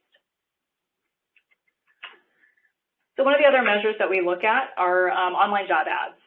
So we want to know, while we have monthly data on industry employment and individual employment levels, we want to know what it looks like from what businesses are actually hiring for. So what job postings do they have out there? We saw some decline in job postings during the recession, and now we're actually back. We got back above pre-recession levels. So people are actually posting jobs. They're hiring at a higher rate than they did even just before the recession, when we had a pretty tight labor market. One of the other things we noticed is in tracking this particular data set, registered nurses has been the #1 advertised job in the state since the series began back in 2005. So that's been the top job ad that we've seen that has not wavered. However, during the pandemic, we actually did see that it dropped from the top spot and we saw it replaced with cleaning services and other jobs that were more directly related to the pandemic response. So that was just an interesting thing that we were able to track in real time and see how businesses were responding to the pandemic and the efforts to mitigate and to respond to that and help businesses respond to that. So another thing that we look at closely, particularly in uncertain times, is the Consumer Sentiment Index. And so this gives a nice historical view of what that looks like. You can see it's a pretty noisy data series. It bounces around a lot. It's very subject to what's going on in the media, what's going on in terms of national events, but then also state and local events as well. Typically, this is looked at as a precursor to a recession. So as people get more and more uncertain, that means that we are probably leading into a recession. So you'll notice a decline in the numbers just before those gray bars on the graph, which indicate recession. What we saw this time, of course, because of the suddenness of the event, we did not have that same decline. In fact, things were actually moving in an upward trajectory. And then we had kind of mid-month, the reality of what we were experiencing kind of hit, and we had this sharp decline a month later in the consumer sentiment. We started to climb back out of that kind of over the summer, particularly in Florida, as things started to open up more. And we've kind of held steady at a suppressed rate, but certainly higher than the lowest we experienced. And right now it's just kind of climbing. We just saw it released this morning. It's climbing back at a slower rate, but it is getting back up to where we had previously seen it before. And so this is just a closer view of what we're currently experiencing. One of the major items that is asked on this survey is if people are confident in buying a large household item. So are they comfortable with a major purchase, in other words? And so that tends to be a good indicator in and of itself of how people are feeling about the economy, about their future situation. And so we continue to see a little bit of movement on that one, but overall it's been pretty steady since this past summer. So another thing that we've been looking at over the last year or so, this is a kind of a new data set for us to keep tabs on, is consumer spending. So this is kind of a real-time measure of how people are spending, what items they're spending their money on. And so what's interesting about this particular data set is it's comparing back to January 2020. So that's kind of your starting point. And we're looking at comparative spending levels to that point over time. You see the major decline in April. So people really tightened up and stopped spending money, except with the exception of grocery spending, when everybody was making sure that they had supplies for if they were to stay in their house for a long period of time. And then we saw it gradually kind of check back up, and now we're actually at a higher rate of spend than we were over a year ago. And one of the interesting things about that is it represents continued increases in grocery spending. There's a lot of durable goods spending happening, but we continue to see suppressed spending on eating out and recreational activities. So even those grocery spendings and the kind of household items and clothing and things like that are offsetting major declines in spending elsewhere. So we actually have a net higher spend as a state than we saw before the pandemic. So switching over to your local area, so we're going to focus on the Citrus, Levy, Marion County workforce region. This is how the unemployment rate is currently standing compared to other workforce regions in the state. So you can see the area is at 4.5%. Now keep in mind this is non-seasonally adjusted data, so if you're comparing it to the Florida rate, you have to use non-seasonally adjusted number. But you can see it's on a little bit of the higher end compared to other areas, but still at 4.5%, historically, that's a relatively low unemployment rate. Now, one of the things that we're monitoring with this too is that we've certainly seen people leave the labor force. So as people come back into the labor force, it may push that number higher, but overall, that's the kind of activity that we want to see. We want people coming back into the labor force that may temporarily push that number up, but then if jobs are continuing to be created, then eventually it will come back down. So that's something just to keep in mind as you're looking at these numbers. So one of the things that we've also been tracking is reemployment assistance or unemployment insurance claims and how that shakes out by industry. So we're actually looking at people who are claiming their benefits and what industries they were attached to prior to their unemployment.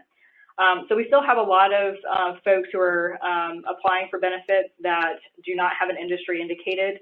We do a lot of work to match that on the background, so we don't have everybody matched to an industry. But for those that we do, we can see in your area looks very similar to the rest of the state. It's leisure and hospitality, the accommodation and food services industries has the most individuals who are claiming benefits, followed by self-employed. So with the Pandemic Unemployment Assistance Program, we can actually identify those who are self-employed, but then also claiming benefits. And so those have been kind of the highest areas of unemployment claims that we've seen in the state, and that holds true for your area as well. So one of the things that we look at, this is a data set that's not as real time as some of the other ones that we've been talking about.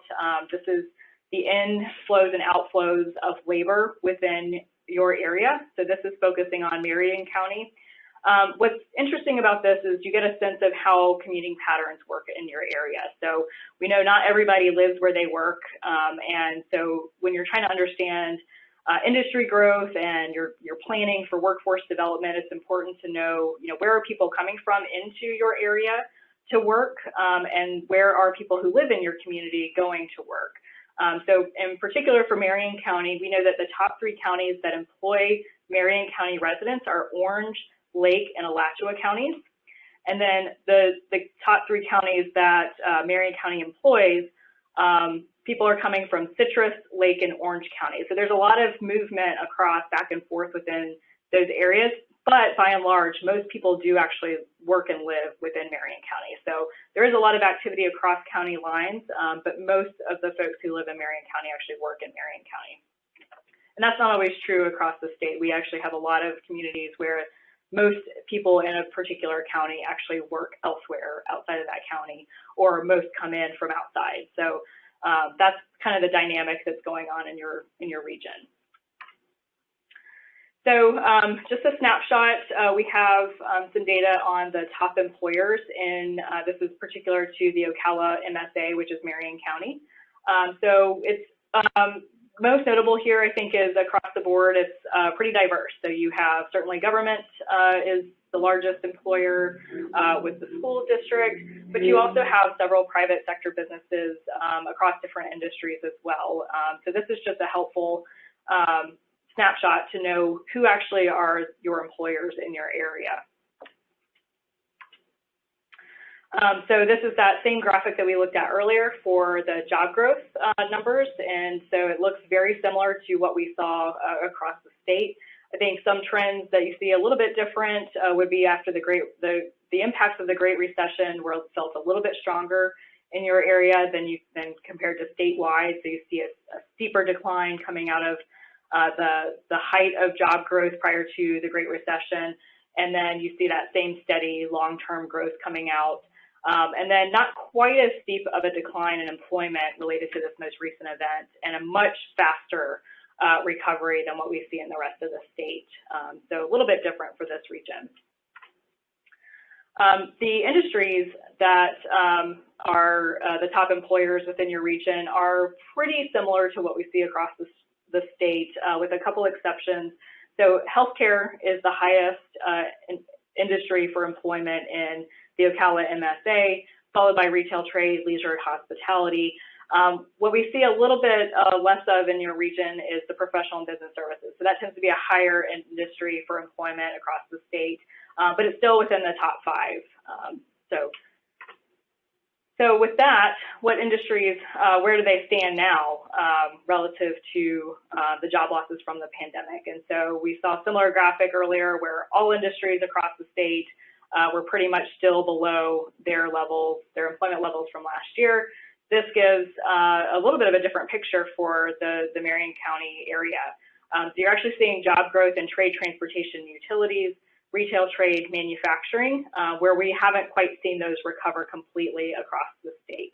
But you do still see job losses compared to last year in leisure and hospitality, health services, and local government. So finally, I'm going to wrap up with our employment projections data. So what you can see here, we do every year, we provide estimates for the current year employment levels by industry, and then we project that 8 years out to get a sense of where we should see job growth in the future. A lot of it's based on historical trends, so we had to do something a little bit differently this year. We knew that in 2020, employment was going to be lower than what we would typically have estimated because of the pandemic. About the time we were doing these estimates, it was the height of the pandemic was happening, and so we had to develop some estimates for what we knew was actually happening on the ground to get a realistic perspective of 2020 employment. And then from there, project out 8 years. So what we saw with that is it actually created faster job growth rates over the next 8 years than what we've seen in recent years. And so with that, it's realistic in the sense that it's projecting from 2020, but be mindful that we're going to show faster rates for those industries that were impacted by the pandemic more than others. So there's kind of a trade-off there in using the information. It still shows from 2020 what we expect to see, but it's going to be skewed to those industries that were most impacted. So with that being said, what you can see here is we're going to see more jobs grow in leisure, hospitality, education, and health services, but then also professional and business services. And that one's more related to longer term trends that we've seen both in the state and in the area. So we can also take that information and project it by occupation. And so that's for, as we're looking at what training programs are going to be valuable to people. That's an important data set to have to know where we should be focusing training efforts and what are those in-demand jobs going to be over the next 8 years. So it is based on the industry projections, so that heavily influences which occupations are going to be most in demand. So you see a lot of leisure and hospitality related occupations as our fastest growing and our most growing occupations in this region. So with that, that's the information I had to share with you. I did want to leave you with a website that I think you should check out. It's called floridainsight.org. If you go to that link, you'll be able to drill down into all the information that I shared today, and both for the state and for your local area. So I hope that helped give you a sense of where we are and where we're going as a state in terms of our labor market and our economy, and look forward to talking to you in the future. So thank you.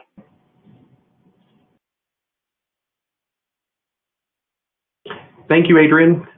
Certainly interesting information, and I know that you all up at the Department of Economic Opportunity have certainly been busy this year, to say the least. We do have a few questions from our audience today. If we could bring you back to the stage for a quick Q&A.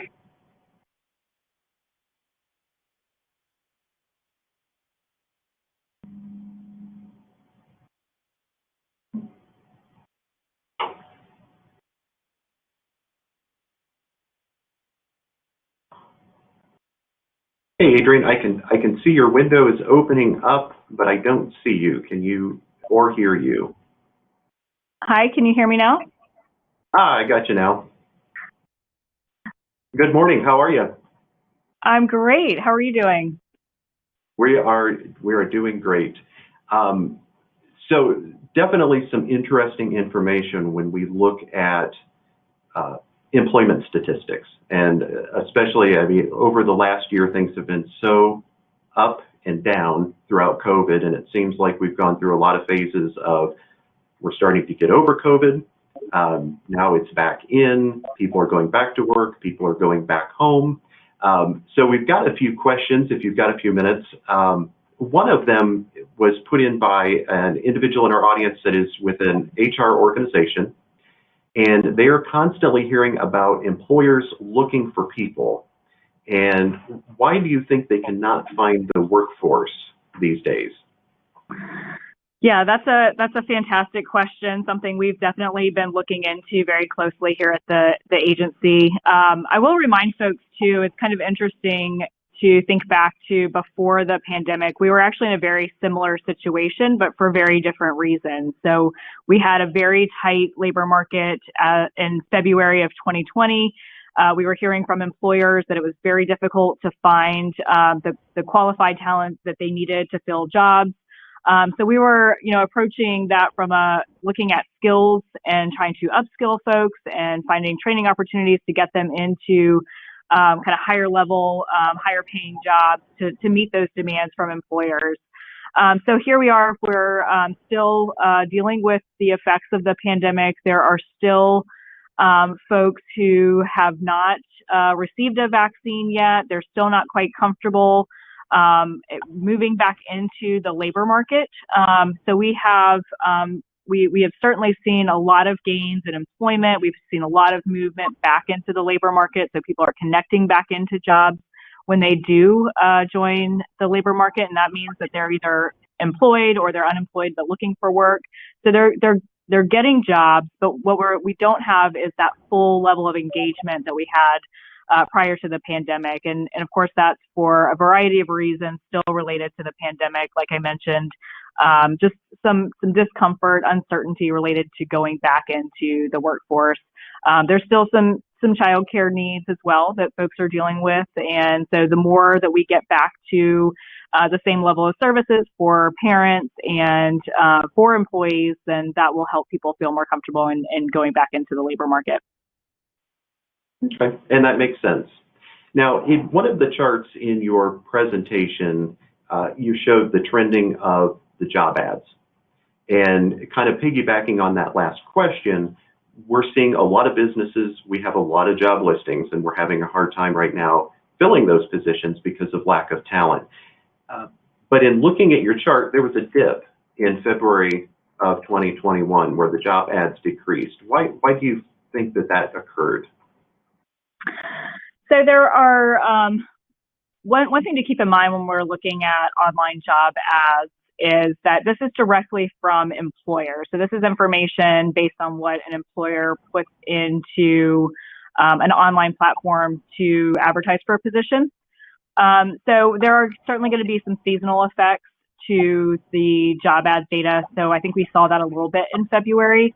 But it also means that there might have been some more actual hiring related to the ads that were out there. So as there are people coming back into the labor market, people filling those positions, then ads will decline to some degree. So it could be, it's a little bit too soon to tell. We'll have to look at the March and April numbers to see if this is a trend or if it's just a kind of 1 month blip related to the adjustments that are happening in the market. Okay. Well, thank you so much. Unfortunately, we're out of time, so we need to move on. But I want to thank you for joining us. The information is certainly insightful, especially now as we're starting to see things ramping back up, people going back to work, and it hopefully will help our audience today understand where we're at with the workforce today and where we need to be going as we move ahead in the next couple of months. Adrienne, thank you so much, and I hope you have a great afternoon. Thank you so much for having me. All right. Well, now we are going to take a quick 5-minute break. But before introducing our next speaker, we would like to thank our silver sponsors for today's event. Our silver sponsors are AutoZone, America's largest retailer of aftermarket automotive parts, Thomas P. Miller and Associates, consultation services providing over 30 years of experience in workforce and economic development, the Citrus County Chamber of Commerce, an organization of businesses unified in efforts to advance the economic growth of the region, promote the interests of the business community, provide key leadership on commerce issues, and preserve the county's quality of life.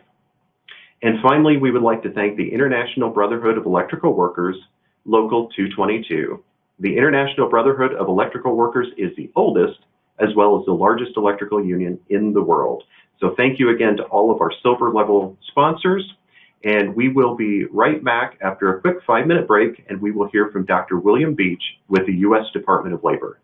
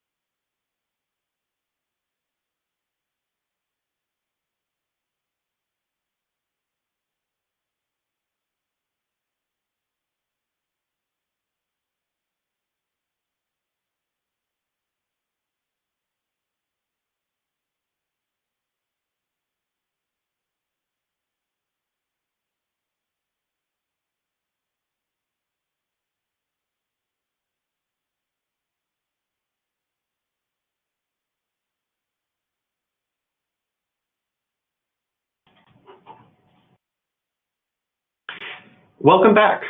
We would like to do a few quick reminders for everybody this morning, especially with the last presentation with Ms. Johnston, provided a lot of data, and we know that with some of the charts, when you're looking at that, it may have been hard to see on the presentation window, but please remember that all of the presentation slideshows are in the resource window on your screen. You can click on those and download, as well as the link if you are an HR professional and you're going to request the recertification CEUs for your particular certification. That link is also in there where you can email us and we can get that to you after the conference. Next, we would like to welcome our next speaker, Dr. William Beach. Bill Beach is the Commissioner of Labor Statistics, Bureau of Labor Statistics at U.S. Department of Labor. Prior to becoming the 15th Commissioner of Labor Statistics in 2019, he served as Vice President for Policy Research at George Mason University and Chief Economist for the Senate Budget Committee from 2013 to 2016. Bill is also the Laza Family Fellow in Economics at the Heritage Foundation and founder and director of the Foundation's Center for Data Analysis. At this time, we will turn it over to Dr. Beach.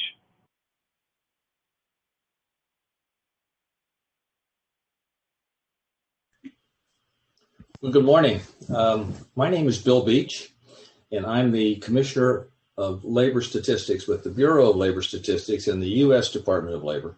And I am just delighted to be with you this morning.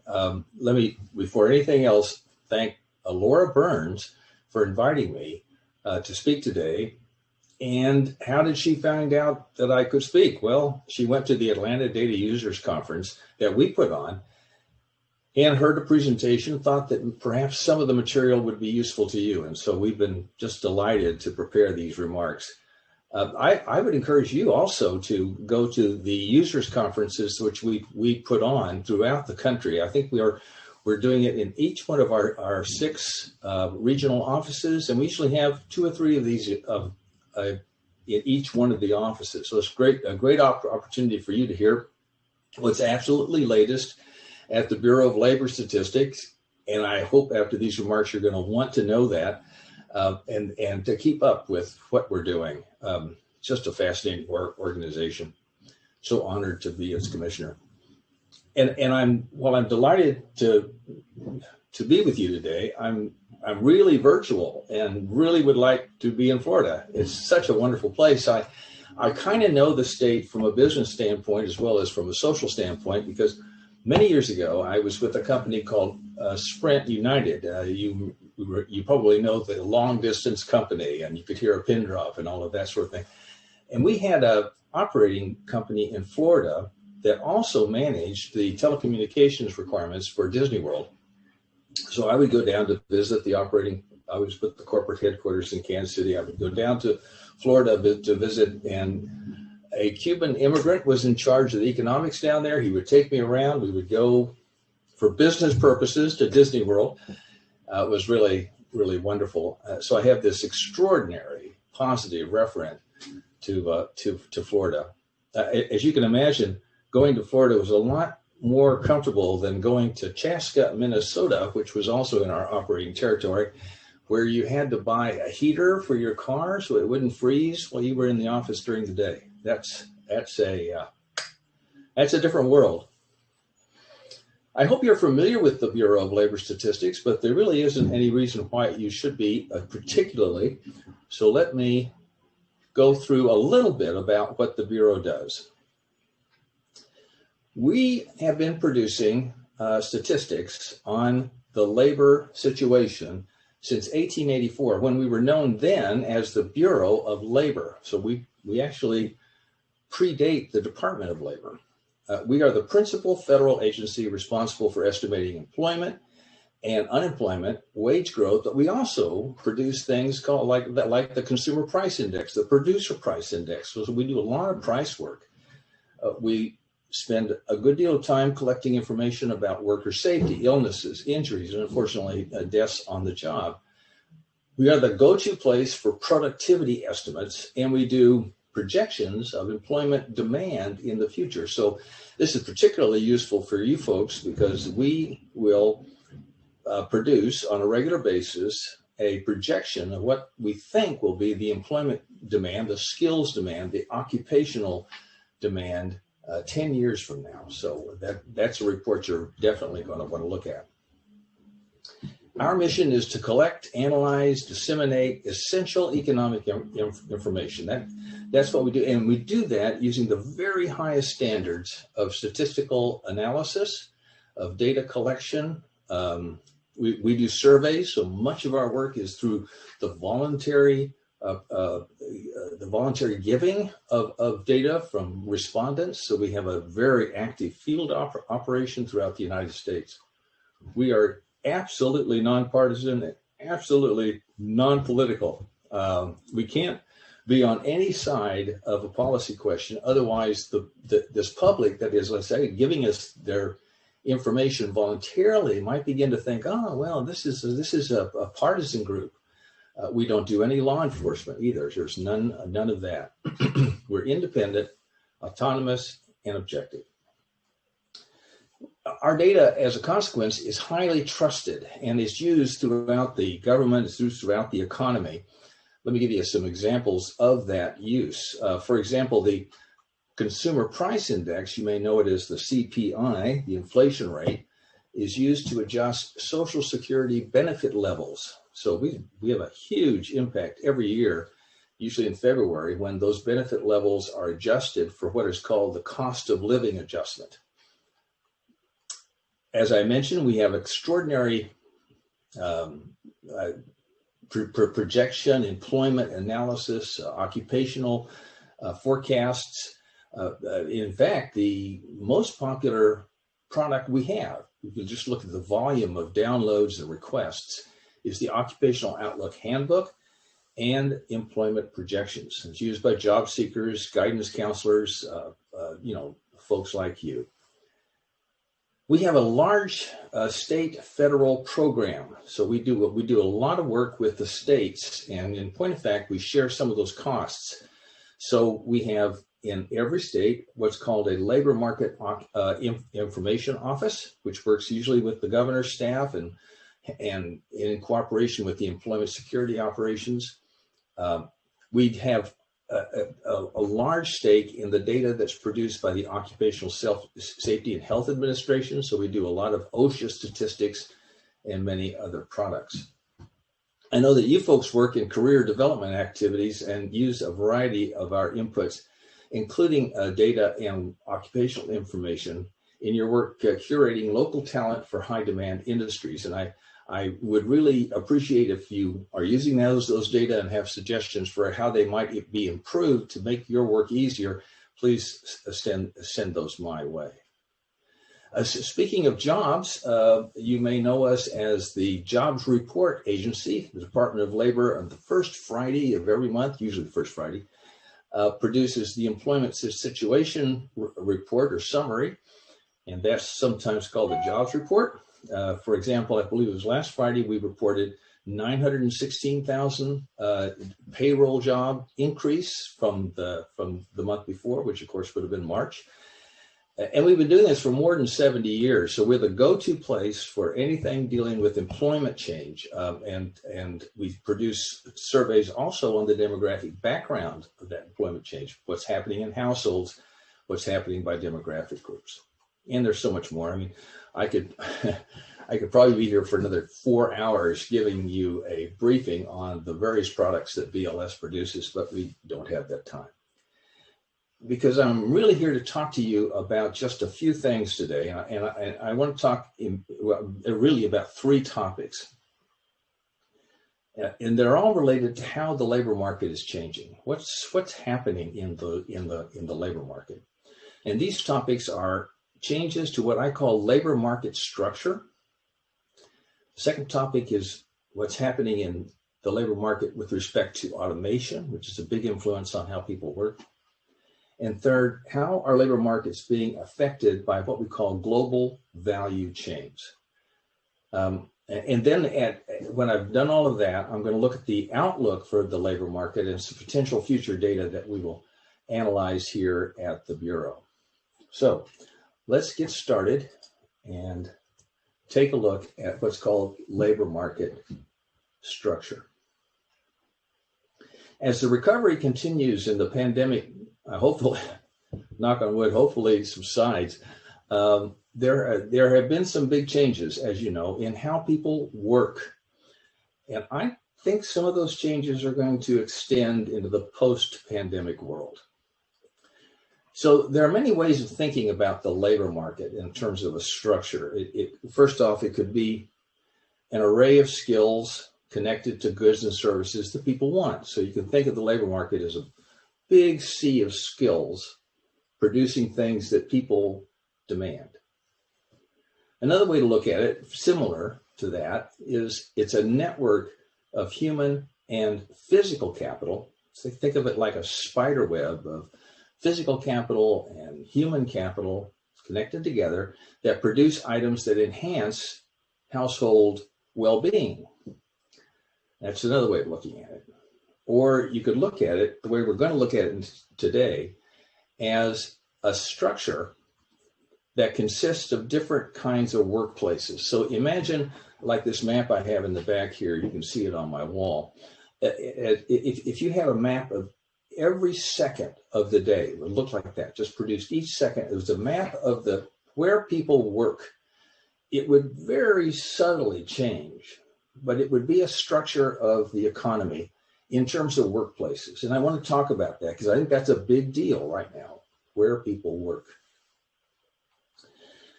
Traditional workplaces have been devoted to things like office space. So in our service economy today, the dominant workplace has been an office. So you would leave your home, commute via rail or car or walk into an office where you would spend time, usually 8 hours or so, then you would come home. Or if you're in the goods sector, you would work in the field, like building a house, repairing a street, or you would work in a factory where you would be superintending machines or doing things in a process that produced a physical good. Well, as we all know, factories have become far less a proportion of the labor market structure. If you just look at the percentage of people who work in the goods sector, goods are like factory producing, physical things or construction. Only 17% of the labor force is in the goods economy. That means 83% today is in the service providing economy. This is really a rapid change from the ratio of just a few years ago, 20 years ago. 20 years ago, maybe a long time for those of you who are young, but you're my age, it's just yesterday, it seems, when the ratio was 30-70. Of course, we produce more goods than is reflected by our labor force percentage, and I'll say something about that in just a few moments. But the largest change in the labor market structure, I think, since maybe, I don't know, the end of World War II has happened this year. While the U.S. has regained 13.5 million of the 22 million jobs lost during the pandemic, there has been a sudden and mostly permanent change in the workplace. 23%, 1/5 of payroll employment, people who work for somebody else and get paid, that's what I call payroll employment. 1/5 are working out of their home. They're working out of their home and they may not go back to work in an office. In other words, what's happened is that the home has become a workplace. 1/5. Now, at the height of the pandemic, when we began to survey this, which we began producing these percentages in May of 2020, we had 31% of the entire workforce, payroll workforce, was at home, working from home. And look at that. Many of you are doing that right now. I'm doing it. You can see I'm working from home today. If you have children, they're probably at some point in time we're going to school at home. You probably, if you're married or you have a partner, you had a spouse or a partner at home working similarly to you. 1/5 of the workplace is in the home. And of course, this means that there's just tremendous changes that have occurred to payroll employment. Now, we've always had people working at home. You know, the proverbial author, the poet, the self-employed, but these are payroll jobs that are at home. And this means that there's lots of questions. Lots of questions regarding office space. What's going to happen to all of those office buildings, all of those downtown leases? What's going to happen now to our network capabilities? We're going to have to vastly expand the system of connectivity to homes, which we hadn't really planned on, even though it has been improving. What happens now to retail locations? Where are they located? More and more people are getting things delivered to their homes. Major changes. And if all of these are making money for businesses, in other words, it's profitable for people to work at home, it's profitable to have these deliveries, it's profitable to do all of this, then these are probably going to be major permanent changes. This evolution in the workplace certainly affects the work that you do, the types of jobs that are in demand, and the training needed to fill these jobs, all of which now may be changing. Further, the geographic restriction on jobs may be less of a challenge. I mean, we can work anywhere, right? I have employees that are working in states that they migrated to at the beginning of the pandemic, and they're still there, looking after parents, or they're living in a basement with parents. Those sorts of things. Consumers may also be, thinking about how their behavior is going to change. But we have major questions here. Do we need to look after the workplace at home in the same way that we do the workplace at an office in terms of safety and provision of capital equipment? Just a whole number of questions. I don't have the answers, but I think that this is something you should definitely be thinking about. Let's now talk about automation. So once we kind of get out of this question of the structure of the labor force and the demographics, we're into another factor which has really affected our labor markets. And this is labor substituting machines. Let me say that again. Labor substituting machines. And I don't necessarily mean the Roomba, right? These are these mechanized assembly plants, machines in offices that send and receive messages, handle mail, sort data, robots who are doing the tasks that had been previously done by humans. In other words, labor substituting machines.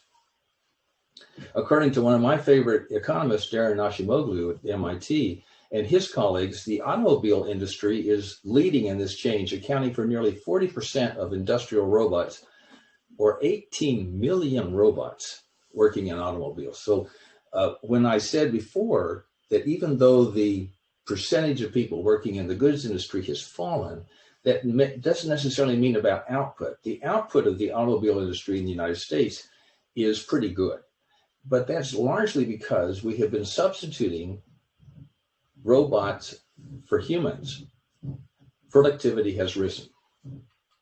The BLS has been looking at automation very, very closely. I think this is an area where we will be spending a lot of time in the future. And last year, we published an essay, which is on our website, it's extensive, in which we argued that expanded data and resources are needed to better understand the differentiated effects that automation has on the labor market. We found a number of gaps in our data. Data on tracking labor demand by occupation. We don't have enough of that. Data on cognitive versus non-cognitive tasks performed by machines. We need more data specifically on the tasks performed by those individual technologies. We argued in the paper, which again is available for you to read, that understanding the economy through the lens of tasks is really critical here. And yet there is no real task classification system like there is for occupations or for industries, nor are there data on the preponderance, duration, and value of tasks performed by workers and machines. Here's the problem. We have machines today that are connected to computers, and these computers are instructing the machines all the time. And the code is changing. Sometimes the code changes because people are there changing the code themselves. Well, machines are learning. They're sensing the world around them. They're getting more and more adept at modifying their capacity for production.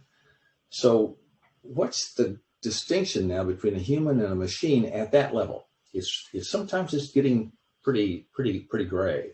You know, it's really possible that there will be a question for me or some commissioner in the future, probably in the future, for saying, should we count these artificially intelligent robots as part of the labor force, especially the ones connected to these processing systems that learn as the world around the robots change. So automation is changing the nature of jobs, it's changing the nature of the workplace, it is changing the training requirements that you folks are going to be looking at in the course of your work. All right, let's look at the third factor, which is global value chains. I'm just fascinated by this topic of global value chains.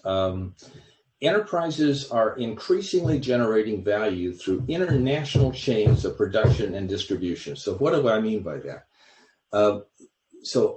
Global companies will produce a design, they'll architect a design in an office for a plant that's located in another country, that's producing an input for another plant in another country, that ultimately there's another plant and still another country that's getting the final product done. So it's a global chain of value creation, and it's more and more prominent today.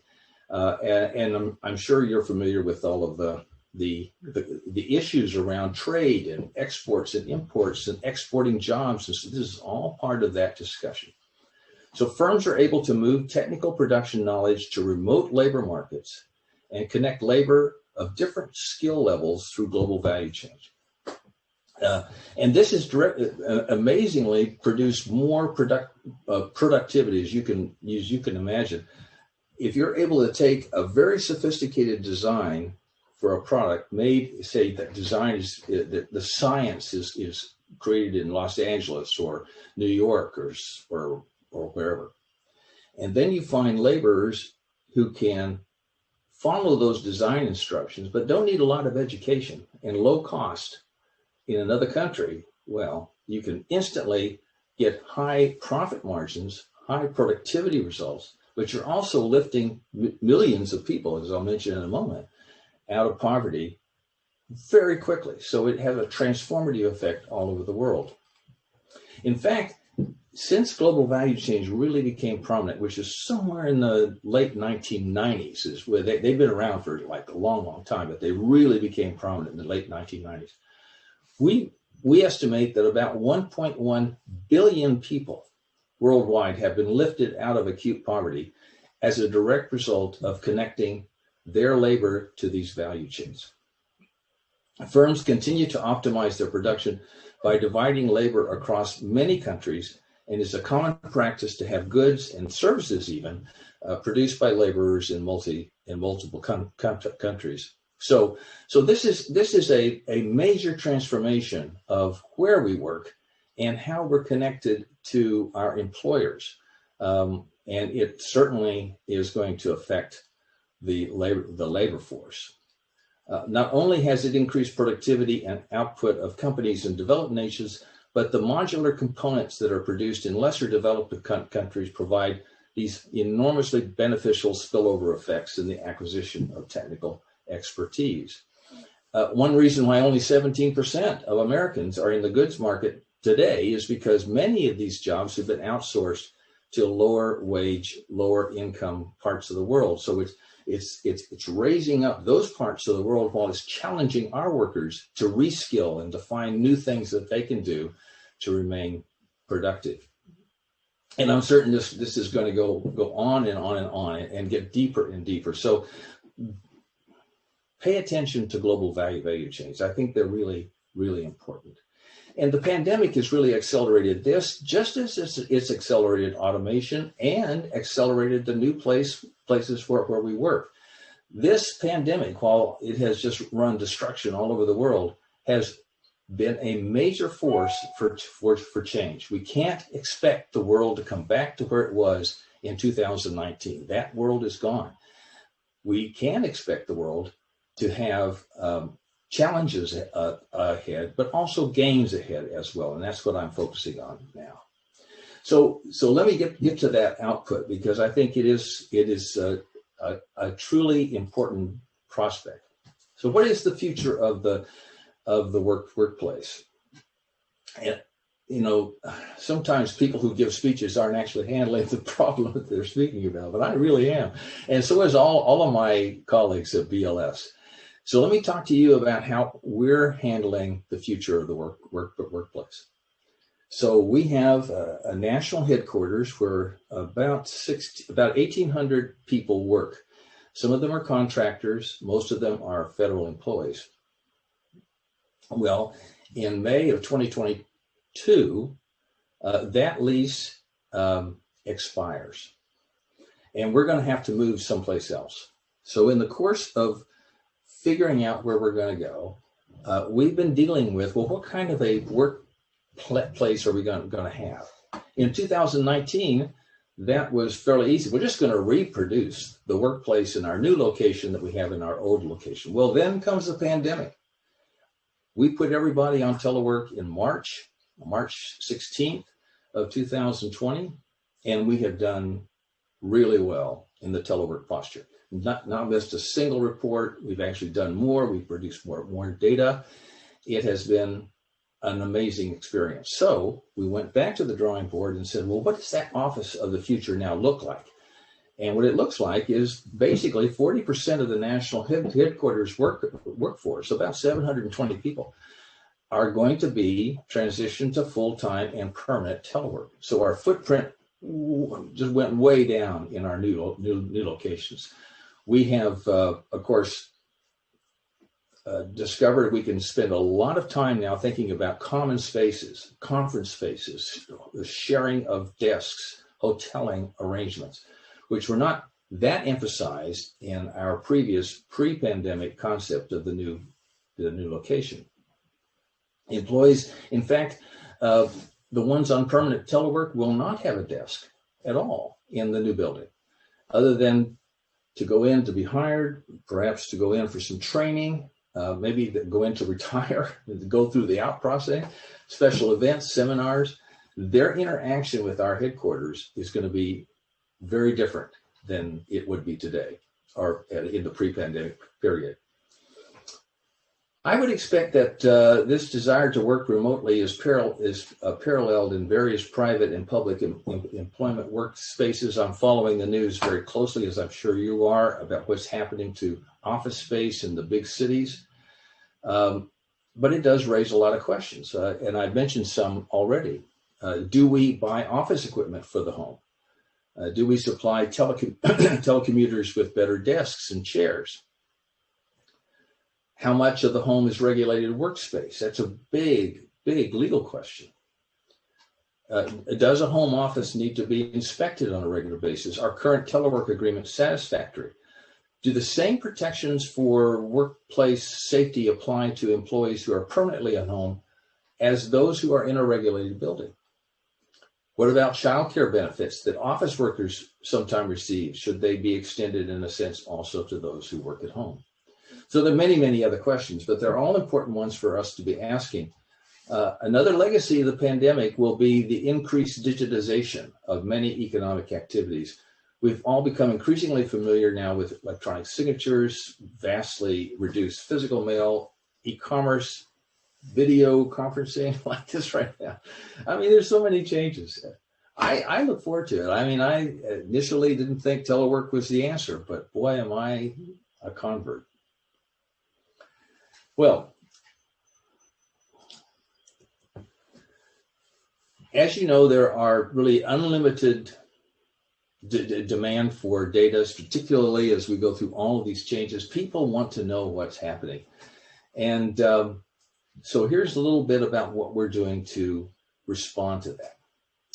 Early in the pandemic, there was just this enormous demand for frequent data, and this demand was put in front of many of the statistical agencies. BLS, the Bureau of Economic Analysis, which produces GDP, the Census Bureau, we all recognize the need for a lot more data. And we were getting requests for more data from the department chairs, the Secretary of Labor, for example, Secretary Scalia, when he was in the last 2 years of the previous administration, he was a big data user. Public safety issues became enormously important, because we were wondering, well, what's happening to hospitals? What's happening to the workplace? How can we protect against exposure? So a lot of data questions were asked of that. The private sector did a very interesting thing. They had their own data, of course, but they stepped forward with and offered the public sector, offered government an immense amount of their own data. It was just wonderful to have. And this data was developed by the private sector because of digitization, because they were able to capture so much. For example, we have a wonderful set of data produced by companies that look at accommodations, hotels, and then transportation. And it's daily data. The Transportation Safety Administration produces a daily stream of data on travel through airports. We know a lot about what's happening in the hotel rooms, or Open Table, a company that I'm sure you've all used, is keeping very close tabs on what's happening to the in-store restaurant business. And there's many, many more of those. So we began to tap all of those during the course of the pandemic and came to the conclusion that just like these businesses were producing daily or weekly data for consumption by decision makers all across the country, private and public, the public sector needed to do the same thing. We needed to get more frequent. We needed to build partnerships with companies to use their data to create experimental series, or maybe even one day official data releases that are much more frequent. As I mentioned, Secretary Scalia was a big consumer of this and played a major role in the administration in getting data to decision makers. I briefed him 3 times a week during his tenure on what was happening in the economy, and it was, he wanted more. Every time he said, well, I want more, I want more. So we really have begun to think about how can we incorporate our traditional statistics with these new, more frequent data to create what are called high frequency official statistics. We'll say more about that in the future, but I think that also will have an impact on what you do and how you conduct your business.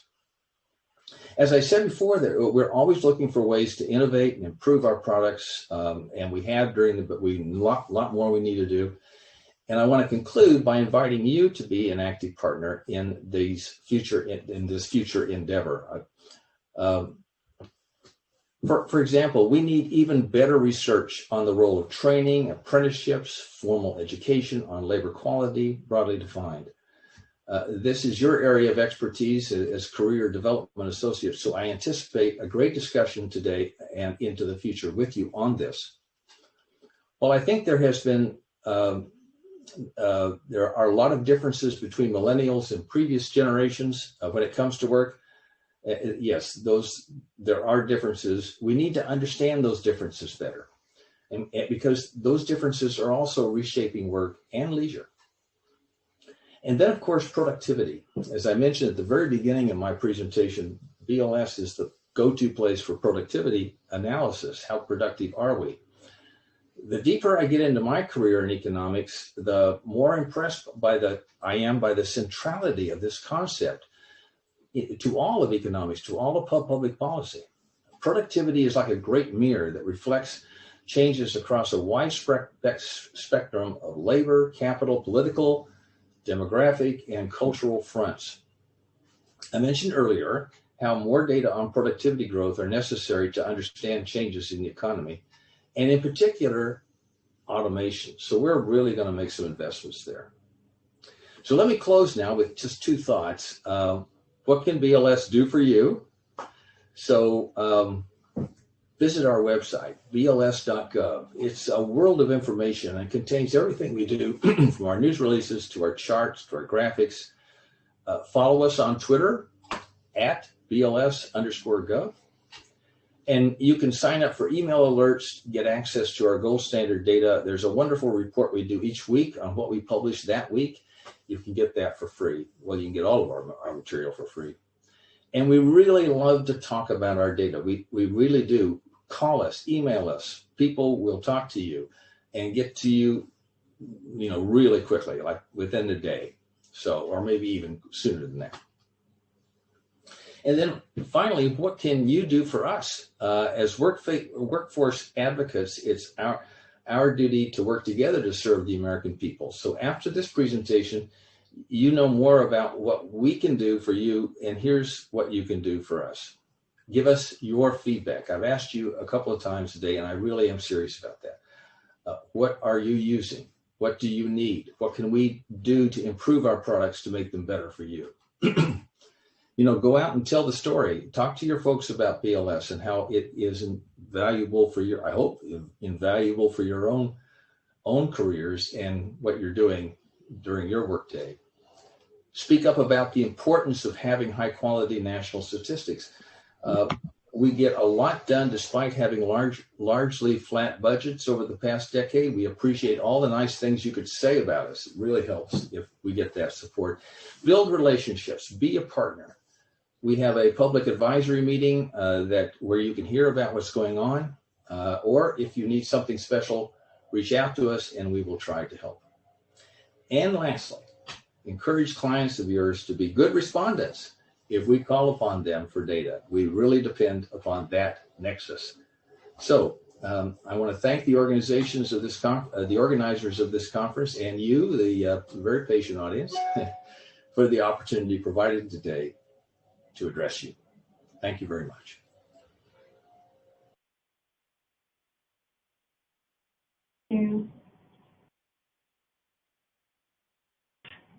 Thanks, Bill. We really appreciate the information. We know you're extremely busy these days, but we would like to join you back to the stage. We have a few questions we'd like to ask you regarding your presentation.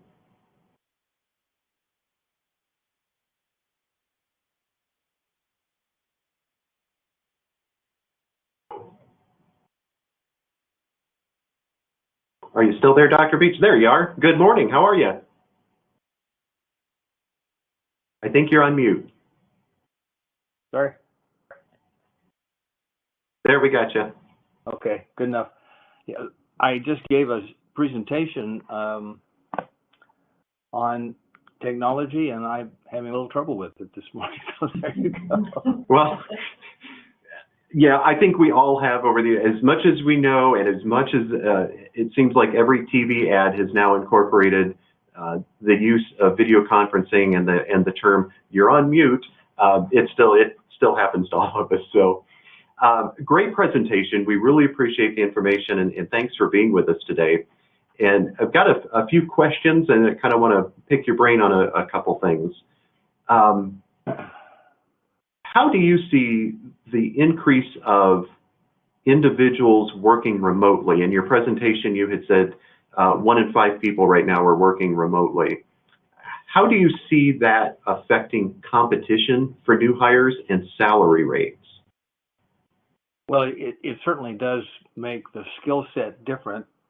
If I'm an employer, I'm going to go out and find people who are trained in the technology, are comfortable with the culture of remote work.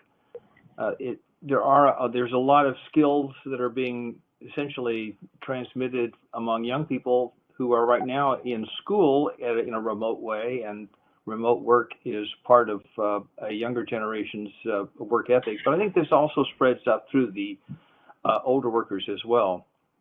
Of course, we're probably talking about the service providing sector, so goods production isn't as suitable for remote work, obviously. so in the service providing sector, it's always the same thing. You need to be trained in how to work a computer. You need to be trained in the specific skill set, whether it be accounting or writing or keeping a track of things. And so my suggestion to the folks who are listening today, this is their industry, that to give advice and to work on the HR side, the human capital side, is to begin to think of telework as the setting, not just temporarily, but permanently for a fifth or maybe more of the workforce.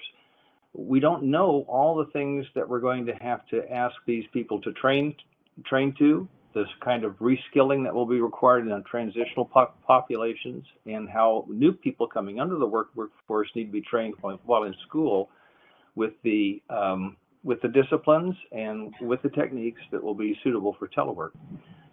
Automation and the global value chains, they have different things associated with that. But I think on telework, it's kind of an open book. We sort of know what we need to have, but we're just learning the specifics. Okay. Another question I have for you, and again, this is a much broader question, and as I was listening to your presentation, I think it's something that we're all going to see come about from more individuals working from home, more remote work. We had one of our viewers put in a question. They own several commercial buildings, and right now the lack of employees who are physically in those buildings and the need for renters of those buildings, they're not really sure what to do with them. And just in your perspective, where do you think as a country are we going to go, or where are we going to be at when we have this infrastructure in place that is no longer being used?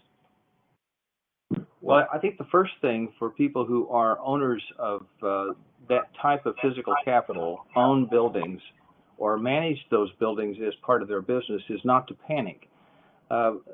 We are going to see offices reoccupied in some form, but I don't think we're going to see as much rental space as we had in February of 2020. I think that's going to be way down, and probably down on a permanent basis. So in certain areas where we saw agglomeration economies occur, and that's when everybody's doing the same thing in a specific spot. Think of the financial district in New York, for example. A lot of that space is going to be vacant. So then the question is, what do you do with it? And I think you begin to think of alternatives. In New York City, for example, some of the building owners up there are already thinking of how they can turn a 70-story office building into a 70-story condominium complex, or create shopping centers that are 30 stories up, as we see in certain parts of the Miracle Mile in Chicago. So this will be a period of reinventing the downtown. Clearly, the downtown is going to be challenged in the future. If a fifth of the service providing population is no longer in the downtown, as our data does begin to indicate will be the case, then we're going to have to be very creative. So we could be coming, and let me just conclude on this, into a kind of a golden age of redefining the city, of redefining the purposes of the city, and also, redefining and recreating our public transportation system. So it's a period of really interesting change. Just one final note, my caution: don't make investments in the past, make investments in the future. So don't try to rebuild something which isn't going to be used. That's going to be a mistake that I'm afraid we're going to be making from a public policy standpoint.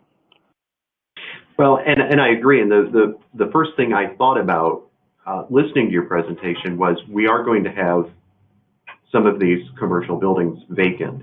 And with that, the housing crunch that we're having right now, it really is a golden opportunity to maybe repurpose some of these facilities. And if we look back on the last few years, some of the, I guess, was considered chic of taking commercial buildings, creating lofts, condominiums. So it really is, I guess, a perfect time to reconsider that. And I also wonder if at some point, if there's going to be a resurgence when we look at, you were talking global value chains, and right now everybody knows if you order something, shipping is slow. We're looking at prices going up. The cost of lumber and building materials, certainly, because on top of a building boom, we also have labor shortages. And so is there going to be a resurgence within the country of maybe bringing some of those distributors and manufacturers back that may have gone out? And do we provide incentives to get them back to develop our own internal global value chain? So just a few things I was thinking of, but certainly. I think you've got a point there, Dale. I mean, just think about how increasing incomes in, say, China, increasing wage levels in China, and I guess the difficulties, I'm just going to have to say, of producing certain things in China could cause people who are manufacturing at the global level through global value chains to think, well, maybe parts of the production process can be in the United States where the laws are more favorable, where wages are not so much higher as they used to be vis-a-vis China. So we could be seeing a reallocation of international labor inputs because labor levels, wage levels, are equalizing between the developing world and the developed world. That may be a ways off, but it does give hope that the goods sector could have a revival in this country, simply because the differences between wage levels and the profit levels that you would get by going into less developed countries, that's narrowing. Okay. Great insights. Dr. Beach, thank you so much. We are going to take a break at this point in time. Appreciate you being here, and have a great rest of your afternoon. It was a real honor to be on the program. Thank you very much. Thank you, sir. Now, before we go to break, I do want to take a moment to thank our media sponsors. Our media sponsors are integral in helping us to market this event and help us spread the word about not only our annual conference, but our numerous initiatives that we hold throughout the year. First, we would like to thank Hardison Inc., serving Levy, Dixie, and Gilchrist counties. You can access their online content by visiting hardisoninc.com. Second, we'd like to thank Citrus Chronicle, your #1 source for news, community events, and entertainment in Citrus County. You can visit them online at chronicleonline.com. And lastly, we would like to thank Ocala Star Banner, committed to seeking and reporting the truth, serving the public interest, exercising fair play, maintaining independence, and acting with integrity. You can visit them online at ocala.com. Again, we cannot thank our sponsors enough. They are the ones that have really worked with us and helped us bring this conference to life each year. So thank you to all of our sponsors. And now at this point in time, we are going to take a 5-minute break. And when we return, we will be joined by Chad Sorenson.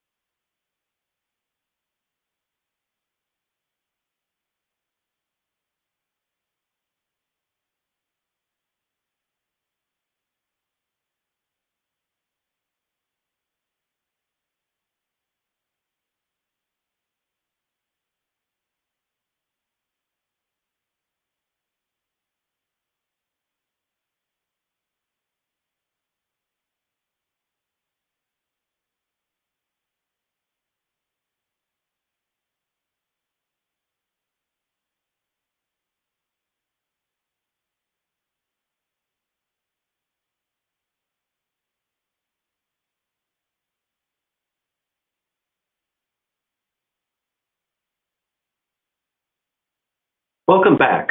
Our next speaker is Chad Sorenson. Chad is the president of Adaptive HR Solutions and has over 25 years of diverse business, communications, and human resource experience. Chad works with companies throughout the Southeast that range from 5 to 1,200 employees and focuses on leadership development, manager training, employee performance management, and employer compliance in industries such as healthcare, manufacturing, construction trades, and professional services organizations. Chad currently serves as the president of the HR Florida State Council, which represents over 16,000 HR professionals across Florida as the state affiliate of the Society for Human Resource Management. At this time, I will turn the stage over to Chad.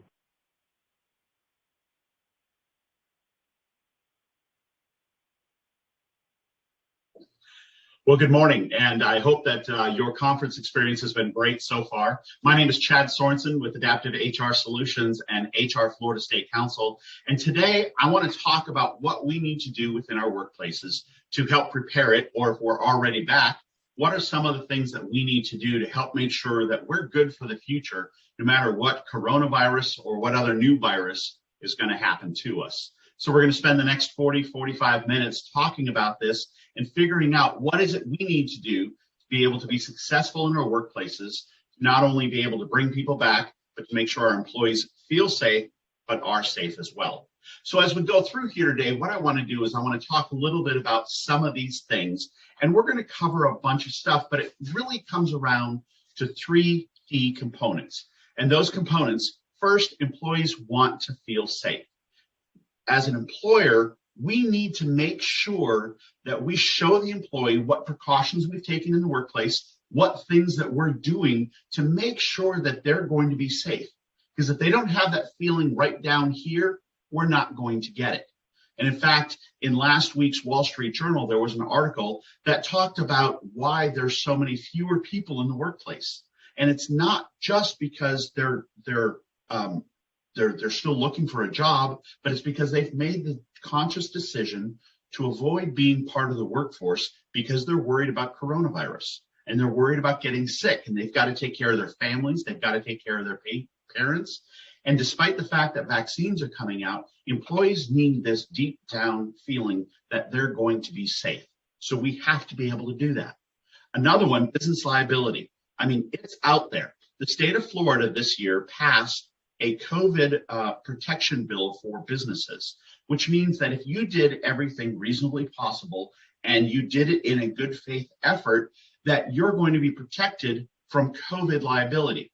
But just because we're protected from liability doesn't mean that we've got 100% surety in terms of what we're trying to do. And we also want to make sure that our employees still go home the way that they showed up to work, that they're safe, they're healthy, and they're not sick. So while we have this liability possibility that's out there and we have some of the protections, we still need to make sure that our plans are right, the checklist that we have, the way that we've thought about how are we going to implement this and put it into practice. We want to make sure that each of those things get done the right way. So how are we going to mitigate this potential liability? And finally, we need to make sure we understand that it is more important than ever that expectations are clearly communicated. So it's the expectations that we have of employees. It's expectations that employees have of us. What changed, what stayed the same, and what's next? Well, of course, if we knew what was next, and we knew that last year, this had been a whole different thing. We don't know what's next, but we know what the possibilities are, really given what's happened this past year in 2020 and now into 2021. So some of the things that I want to talk about today, and given our short time frame, we can't talk about everything that's on here. But instead, what I want to do is I want to hit some key components, some highlights. Now, I'm going to cover a lot of material in this time frame, but I also want to make sure that you know that the presentation is going to be sent out to you. So you're going to have all this information. So while I may not go into depth with each and every one of these areas in these sections, I am going to be talking about some of them in more depth and others just kind of touching the surface, meaning, you know, you've got to focus on this. You've got to figure it out for your own organization. But let's move on to other things that are more critical in terms of what applies to everyone. So let's talk about safety. And of course, we need and want to protect our employees from COVID, which is why many of us have closed our offices or closed our locations or whittled down the staff that we have on site. We want to make sure that we're doing the right thing for them, but we also want to make sure that we can still maintain a business. We still have to operate. Some of you are essential services and never shut down. Some are in healthcare, some are in manufacturing, where you can't have people work from home because you can't do the manufacturing from home. So we have to be there. So the first question is, what do we do? Is it screening or is it testing? And so the difference between the two, and it involves these things, these temperature checks, the other stuff that's going on. So how do we do that? Well, screening is just checking to see if you have any symptoms. And the CDC updates their list of symptoms. It used to be 3 when we started, and then it moved to 7 or 8. Then it got to 11. Now I believe we're at 14 potential symptoms. In other words, there's a lot that's out there. But one of the overriding factors is the fever. However, people are asymptomatic sometimes. They show up to the office. They don't have any of these symptoms. How do we protect people? Well, again, we do the things that are reasonable, and we do as much in a good faith effort to keep people safe. So screening is taking their temperature. It's asking questions. There's no prescribed way that you have to do it, and there's a variety of different ways that you can do it. What you want to do is you want to make sure that the way that you've done it is consistent and applied to everyone equally across the organization. Usually I talk about equitability, but here I talk about being equal and equality, because we want to make sure everyone goes under the same screening standards, and that's everyone who comes into your facilities. Now, testing is different. There are some places where testing is required, where you have to go get a test. Think long-term care facilities. They've had a responsibility that was given by Tallahassee, that they have to go get tested X number of times per month or per week. The good news is that employers have really taken that under consideration and do that testing. Most employers don't need to go test employees all the time, but rather it's the screening side. Now, the EEOC, and this was put out last year, says that you can take the temperatures of employees because we're under this emergency or executive order and there is a declared pandemic that's happening. Now, at some point, hopefully later in 2021, maybe it's not until 2022, the CDC and the administration will change and say it is no longer a pandemic. Boy, don't we look forward to those days. Which means the authorization to be able to just go take someone's temperature and what the EEOC says you can do may change. So it's important just to stay abreast of what's going on, but as of right now, you can take it. Now, of course, there are certain things you have to do if you do take the temperature, and maintaining the confidentiality of that health history of an employee is important. Back in 20 years ago, when we had the turn of the century at 2000, we all talked about flying cars and hoverboards and what's going to be going on. And instead of doing that, what we're doing is we're teaching employees how to wash their hands on a regular basis. It is what it is. There's not much that we can do about that, but make sure that you have signs up. Make sure that we're talking about that. Make sure that people know that you're doing this cleaning, whether it's a regular cleaning or what's your plan for a post-exposure. In other words, how are we going to sanitize the air and the surfaces? Now, the good news is as of now, the CDC has said the likelihood of getting coronavirus by touching another surface has gone down dramatically. However, it's still a possibility and it's not eliminated. So we still want to make sure we have that, and a hand sanitizer and everything else. And a lot of people say, so should we require PPE? Should we require masks? What do we have to do? And you saw that shortly after things started, these plexiglass barriers were put up and people were wearing masks all the time and still are. Well, the state of Florida never had a mask mandate. Individual communities and municipalities did put in mask mandates. Some are still there, some are lifted. So what do we do for our employees? Again, you want to make sure you keep your employees safe, so you have to take into consideration the situations in which they get involved in and the potential exposure that they have.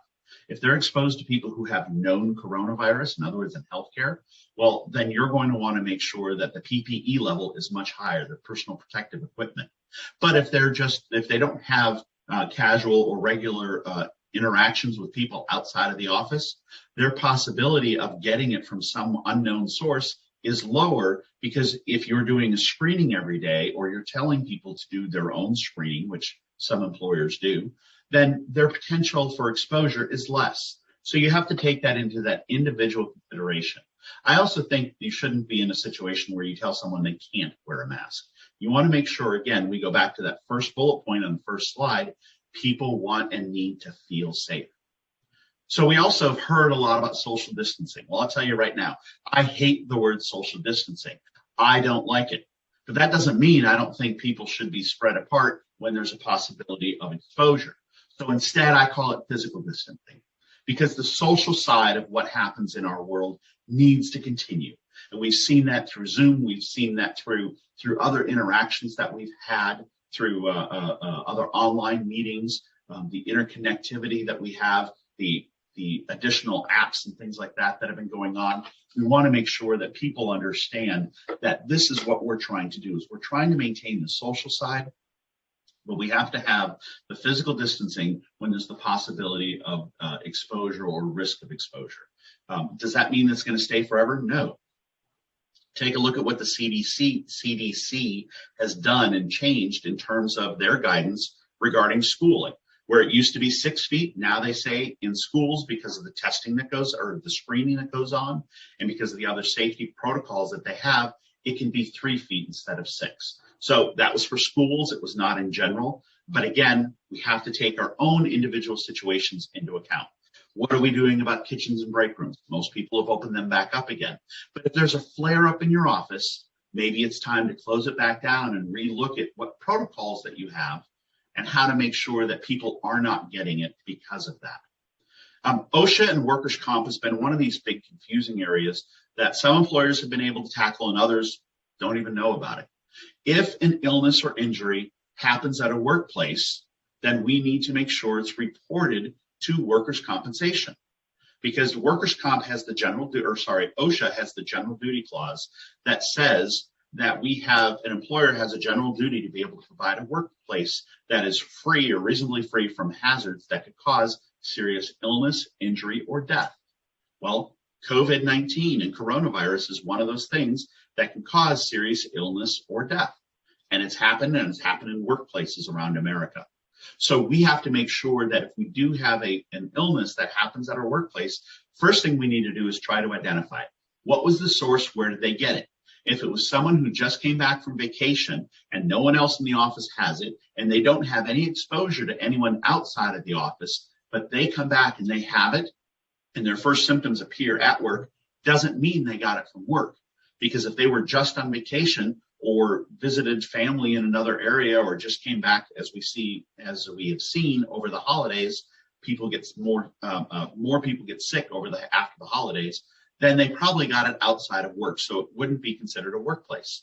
However, if that person came in, worked for 3 days, and then left because they have COVID-19, and 2 more people in the office get it who've not traveled, who haven't done anything differently, and their only exposure was to the employee that was there, those 2 people may be a case of workplace-related COVID-19. Your duty is to make sure that you try to identify it and then report it. And once you've reported it, it's up to workers' compensation on how they're going to deal with it. But you assume that it's going to be that from the beginning until workers' comp says no. That helps protect you as the employer. Now, of course, if it was a work-related illness or injury and there's a hospitalization or there's a death, OSHA has strict guidelines in terms of how soon after that happens that you have to report that to OSHA. So if it's a case where someone has passed away, God forbid, but it's happened, and someone has passed away due to COVID, and it was a case that happened because they were in the office, they got it from someone in the office, doesn't mean you did anything wrong. It's just what COVID is. You still have to report that case. Always err on the side of caution, because not doing so can be very, very expensive. Finally, what happens if there is exposure? What happens if something's happened? At this point, nearly every person who's in HR or in management has had to tell someone else that they've been exposed to someone who's had COVID. I've had to make that notifications to many of my clients over the past year. And it's one of those things where it is what it is, and when it first happened, it was an extreme thing. Now, when it happens, most people say, oh, well, that's a bummer. So how long do I have to be quarantined? So again, those are things that people have to be aware of, and we just know that it's there. First thing, you have to maintain the confidentiality of the impacted employee, the affected employee. This person who has been infected with COVID, their name can't be shared. Bob has COVID, so anyone who's been around Bob has to make sure that they go home and they quarantine. And if they get it, they're self-isolating. Well, we can't do that. But what we can say is that we go up to individuals and say, a person that you've been around has tested positive for COVID-19, and unfortunately, you're now going to have to go quarantine for a period of 10 days. So once they do that, then it's perfectly fine. Now, some people say, well, I have a really small office. People are going to know who's out. That's fine. If they figure it out on their own, that's one thing. But as the employer, you can't go saying, hey, by the way, this is who it was. Now, if that person gives you permission to do that, that's a different story, but get that permission in writing. Have an email confirmation. Hey, I know that you said that Bob, that you said that it was okay that I share your name. I just want you to confirm that it's okay that I share your name. And you get an email back from Bob, and Bob says, yes, you can share my name. Then you're covered, and he's waived confidentiality. But you want to make sure that you're careful.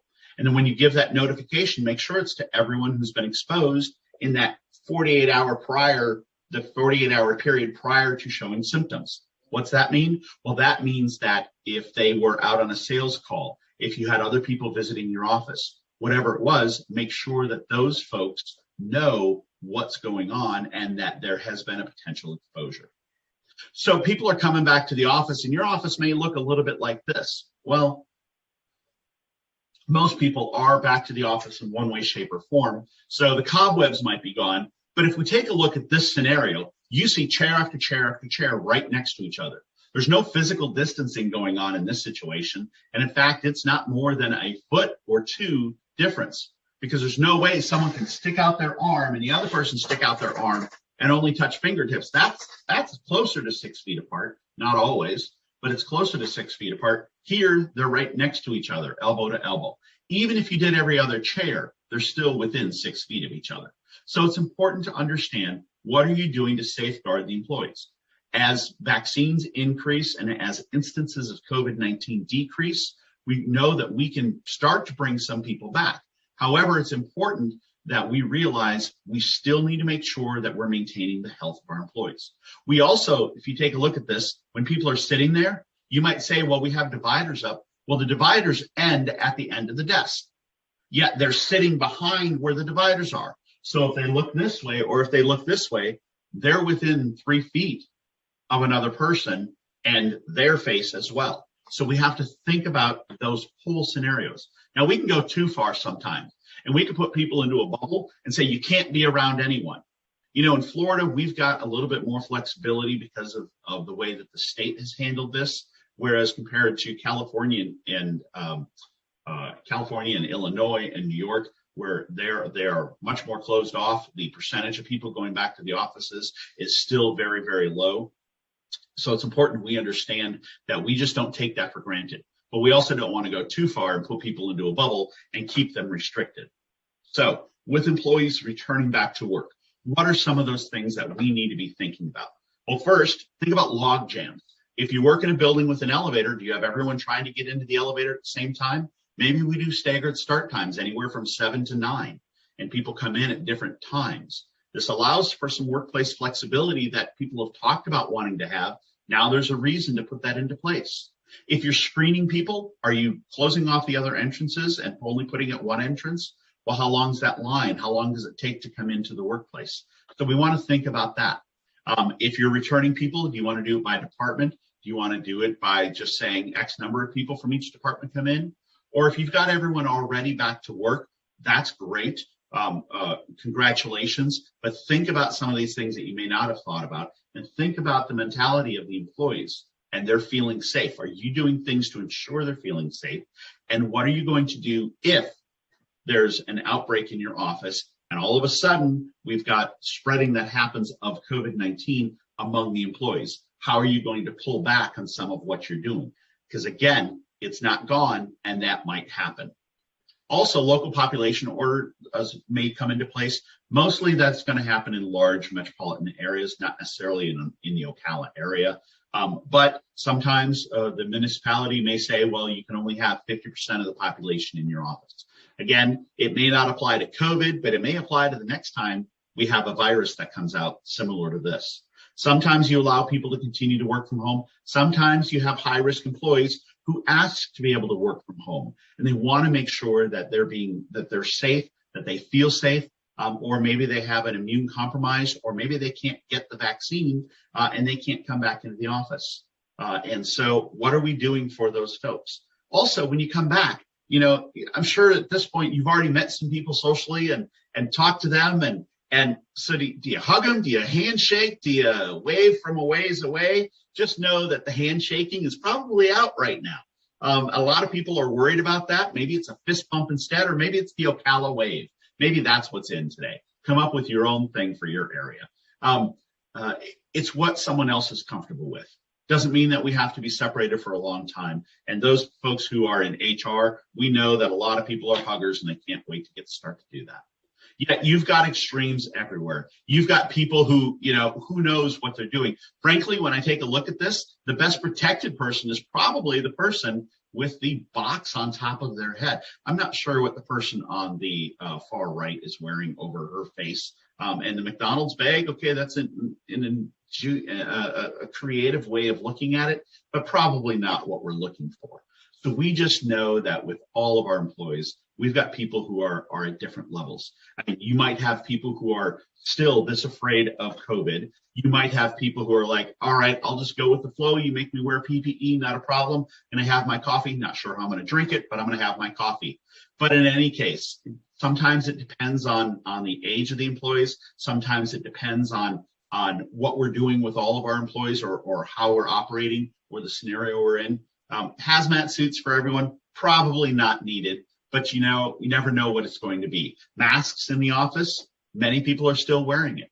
But if they're going to be wearing it, make sure they do it the right way. If you're going to have the protection of a mask, make sure it's done the right way. The kid in the blue shirt in the center, all right, well, let's teach them how to put the mask on instead of wearing it the wrong way.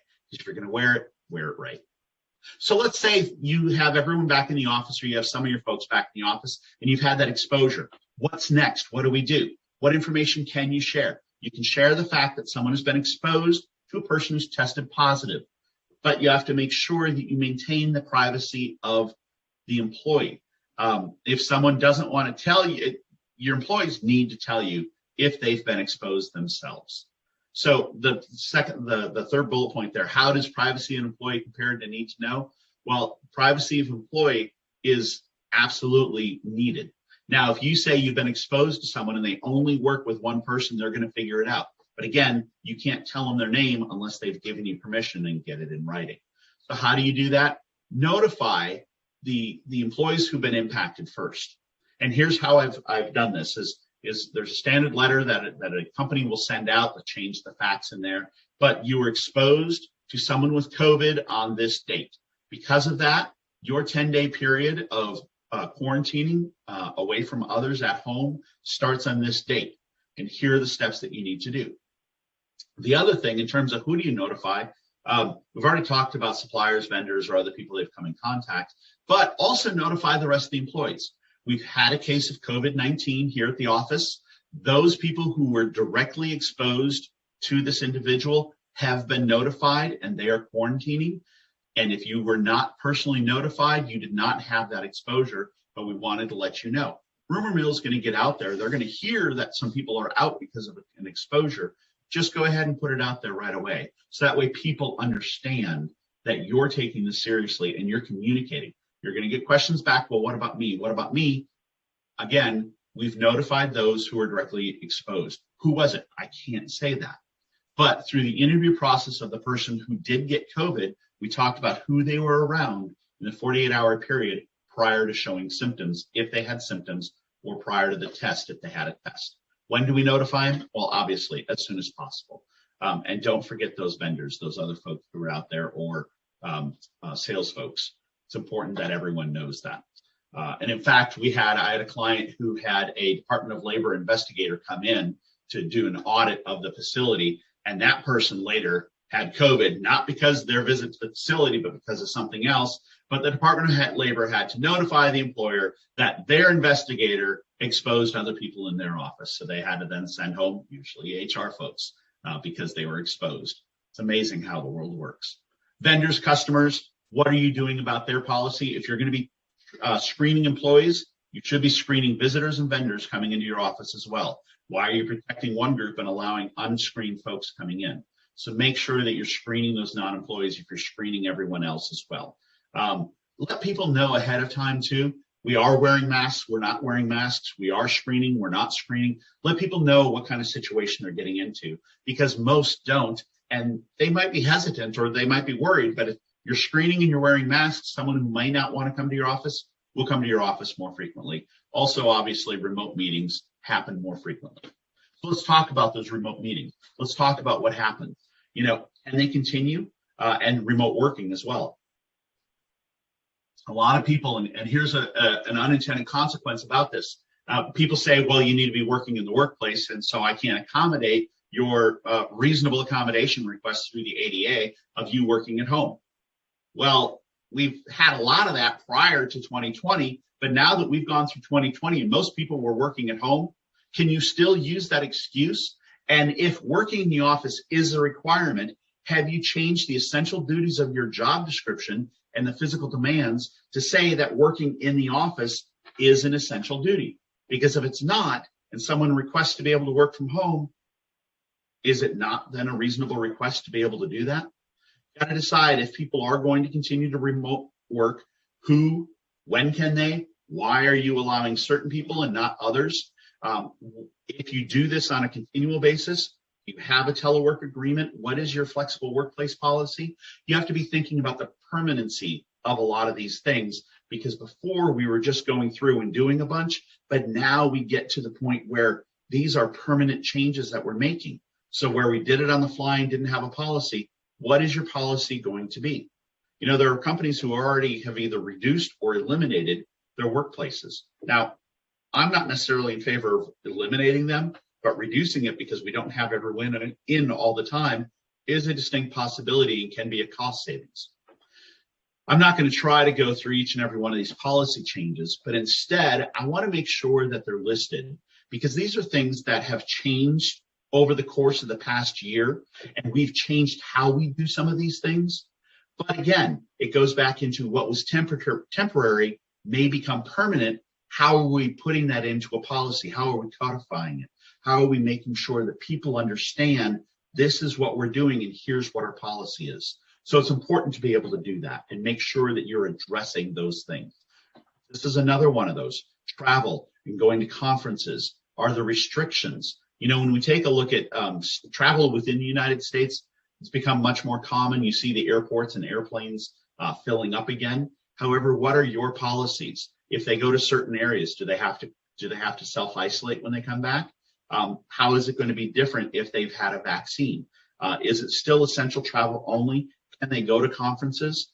As a person who puts on HR Florida conference or helps with the team, it's important for me that conferences are there. I think people get a lot out of there. But you also have to know, what is that conference doing to help protect people? In general, know that they're doing what they can because they don't want to become a super spreader event. And if they do it the right way, they won't become one of those. But what's your policy on conferences, and when can people go, and when are you going to reduce some of that?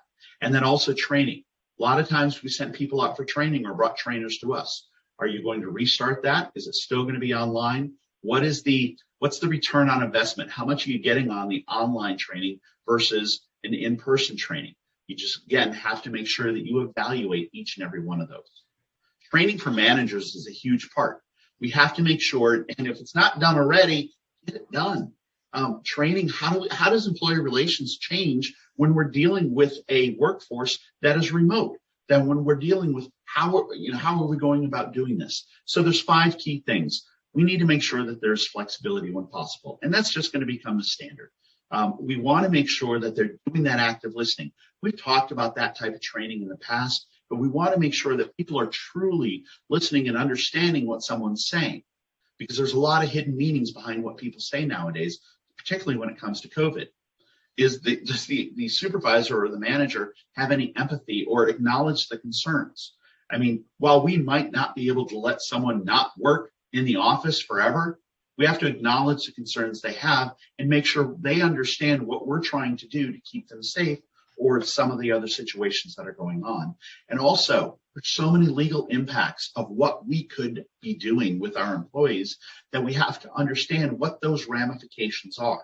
So we have to stop, we have to think about it, and we have to have a clear understanding of what we can do, what we can't do, and what the possibilities are out there, since a lot of what we've done over the past year is the first time we've ever done it, and it's never been tested in court. Finally, come to a resolution. It might be compromise on both sides. It might be concessions on both sides.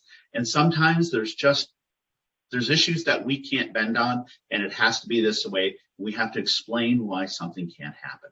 I mean, these are general things for employee relations, but when it comes to COVID, we have to make sure people really get it.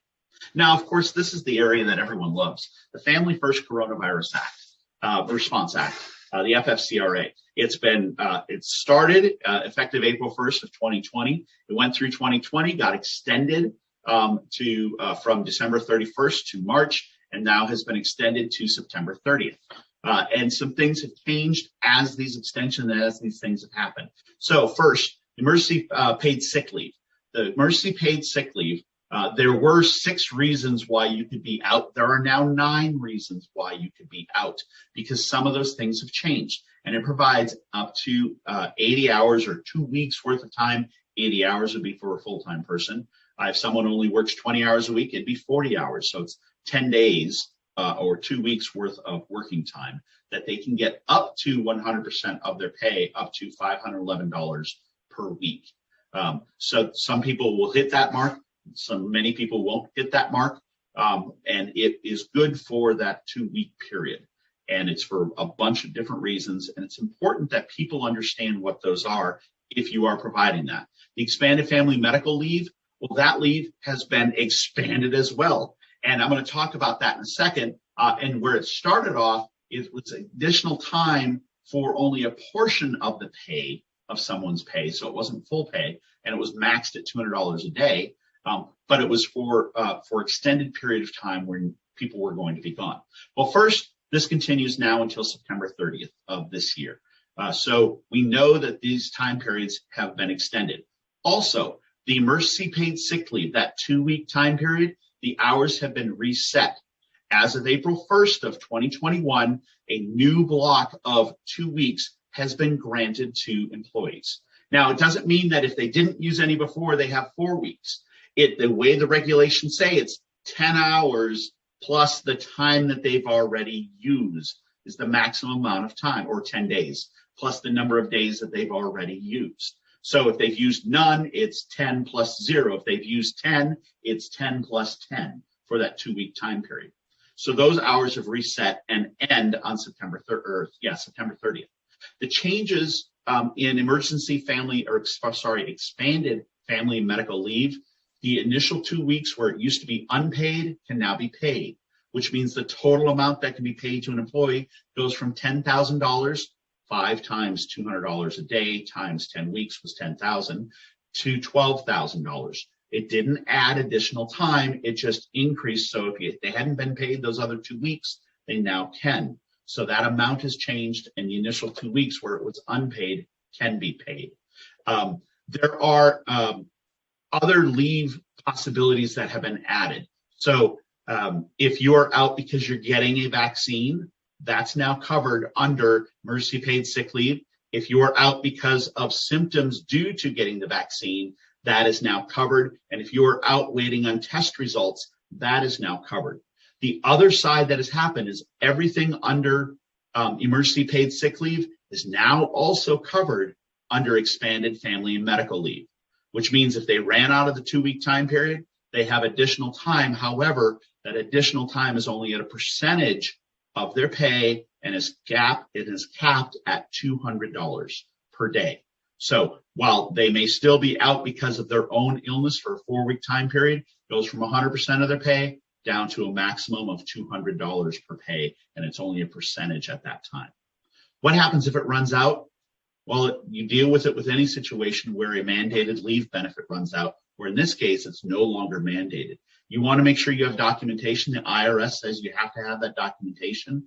And you also make sure that you have leave forms, because that will help with that documentation and gets them to certify why they're being out.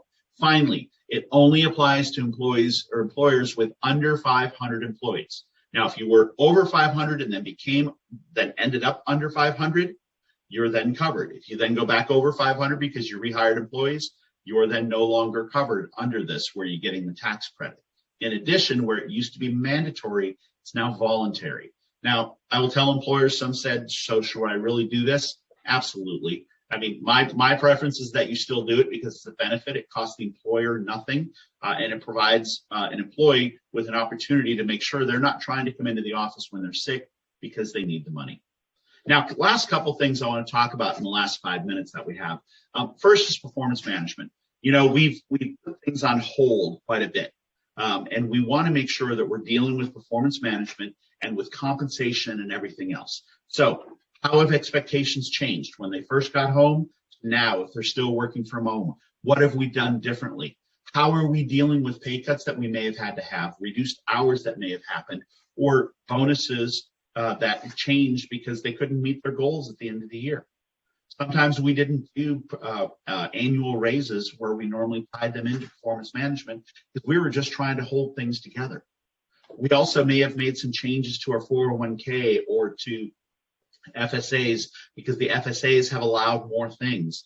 Some of those things were put into the bills. Talk with your benefit broker or your FSA administrator about making sure that your documents are correct. Sometimes employees have changed their status. Does that mean their Fair Labor Standards Act status has changed, the FLSA? You need to make sure that we're addressing these. Again, this is a list of things to be thinking about. How does this impact me as an employer, or me as HR for my company, and what changes do I need to make? Training and development, we want to make sure that this continues. Are you going to do it in person? Are you going to do it remote? What are some things that we should be training on? Well, let's go back to the basics. Let's talk about some of those things that need to be happening. We may not have done a lot of these for the past year. So how are we going to get back into the groove? How are we going to get back to doing these things and returning our workplaces to what we thought they were before, what we knew they were before?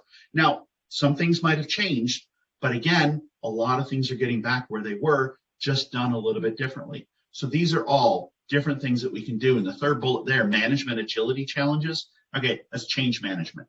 We want to make sure that people understand how well did you do when we had all the changes that happened in 2020, and how well are you going to do when we have changes that happen in the future?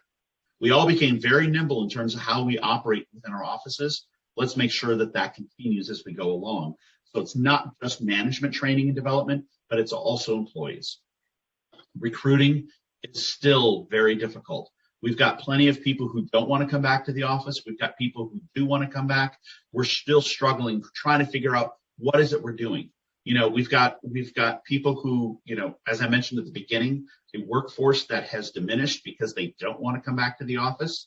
We've got challenges. Some people are having trouble finding employees, whether it's a highly skilled or it's general labor that they're trying to find people for. You know, the unemployment compensation has been extended again. And in essence, with the $275 you can get from the state and the $300 from the government, you're close to $15 an hour that people are getting for unemployment. So there are challenges that we face there where some people don't want to come back to work. So again, how are we changing our workplace to entice people to come back and have them look at the long term? Because that unemployment insurance or reemployment in Florida is going to end. So what can we do in terms of job skills? Partnering with CareerSource, who's a partner for today's conference. What can we do to help partner with them to get more people back into the workplace? Those who want jobs, those who don't have the skills but have the need for the jobs that we're coming into or the ones that we're looking for. What can we do to partner with those organizations to bring people back in? So that whole recruitment side may look completely different than it did before. Onboarding is different. The challenges, how do you onboard someone you've never met and that you're not going to meet if you guys are still 100% remote? So again, these are all things that we really need to start taking a look at. And finally, as we finish up today, these areas are things that are important. as we look at what might happen in the future. Business continuity, the planning has to be there. Vaccines. Okay, so this is the big question a lot of people are asking. Should I require them? Didn't the governor just say that we can't do that? Should we recommend them, or just no comment on vaccines as an employer? Well, an employer can require vaccines of their employees. The governor's order that came out in the past couple of weeks said that employers may not require a passport or proof of vaccination from patrons or customers. Did not address employees. So an employer could still do that. Now, if you're going to require it from employees, then the EEOC says you also have to take into consideration Americans with Disabilities Act requests for accommodation, meaning because of a medical condition I have, or Title VII when we're taking a look at religious accommodations. So if you're going to require it, what are you going to do about those? And if you're also going to require it, what do you do about that person who doesn't want to get it? They just simply don't want to get it. There was a story again that came out last week about the Marines, and 40% have declined vaccinations. So what if 40% of your workforce decides that they're not going to get the vaccination yet you required it? Are you ready to terminate all of those employees? Or what are you going to do? A lot of employers have decided instead of requiring it that they're going to strongly recommend it. Some are giving incentives for getting the vaccine. If you do give an incentive, a monetary compensation or something like that, then you want to make sure that you're appropriately considering it as compensable income in everything that you have to do with that in terms of taxes and all that. And some are just leaving it as a no comment and not dealing with it. So each company is different, each situation is different, and you have to approach you have to look at how you're going to do it. What do we do with the second, the third, and the fourth wave of COVID, or the next one that comes out? What's your plan? We now know it's possible. We also know it's possible to shut down the U.S. economy. How are you going to deal with it if that happens again? How are you going to deal with it if there's a company exposure, if there's a breakout in your office? And what are you going to do about the increased absences that continue? Finally, state and local mandated closures. We know that they can happen, and it's based on what happens in those areas. How are you going to address those and deal with those? And finally, what do we need to do? We need to hope for the best, but prepare for the worst. You know, today this morning I talked a lot about what we need to do as employers. A lot of us have already gone back in. We've started doing things differently in our workplaces. But today I wanted to just give you a comprehensive view of all the different areas that we really do need to consider to make sure that, you know, when we take a look at the state of the workforce, when we take a look at what's going on, a lot of things have changed. We're trying to get back to quote unquote normal, whatever that is, and get people back into that area. But it's important that we really understand that we have to be flexible. We have to be adaptable to what's going on with our situation. But in the end, we have to make sure we're providing that safe workplace for our employees and for our customers. So what is it you need to do, changes that you need to make in order to make sure that everyone there does feel safe? Folks, thank you so very much. I'm Chad Sorenson with Adaptive HR Solutions in HR Florida.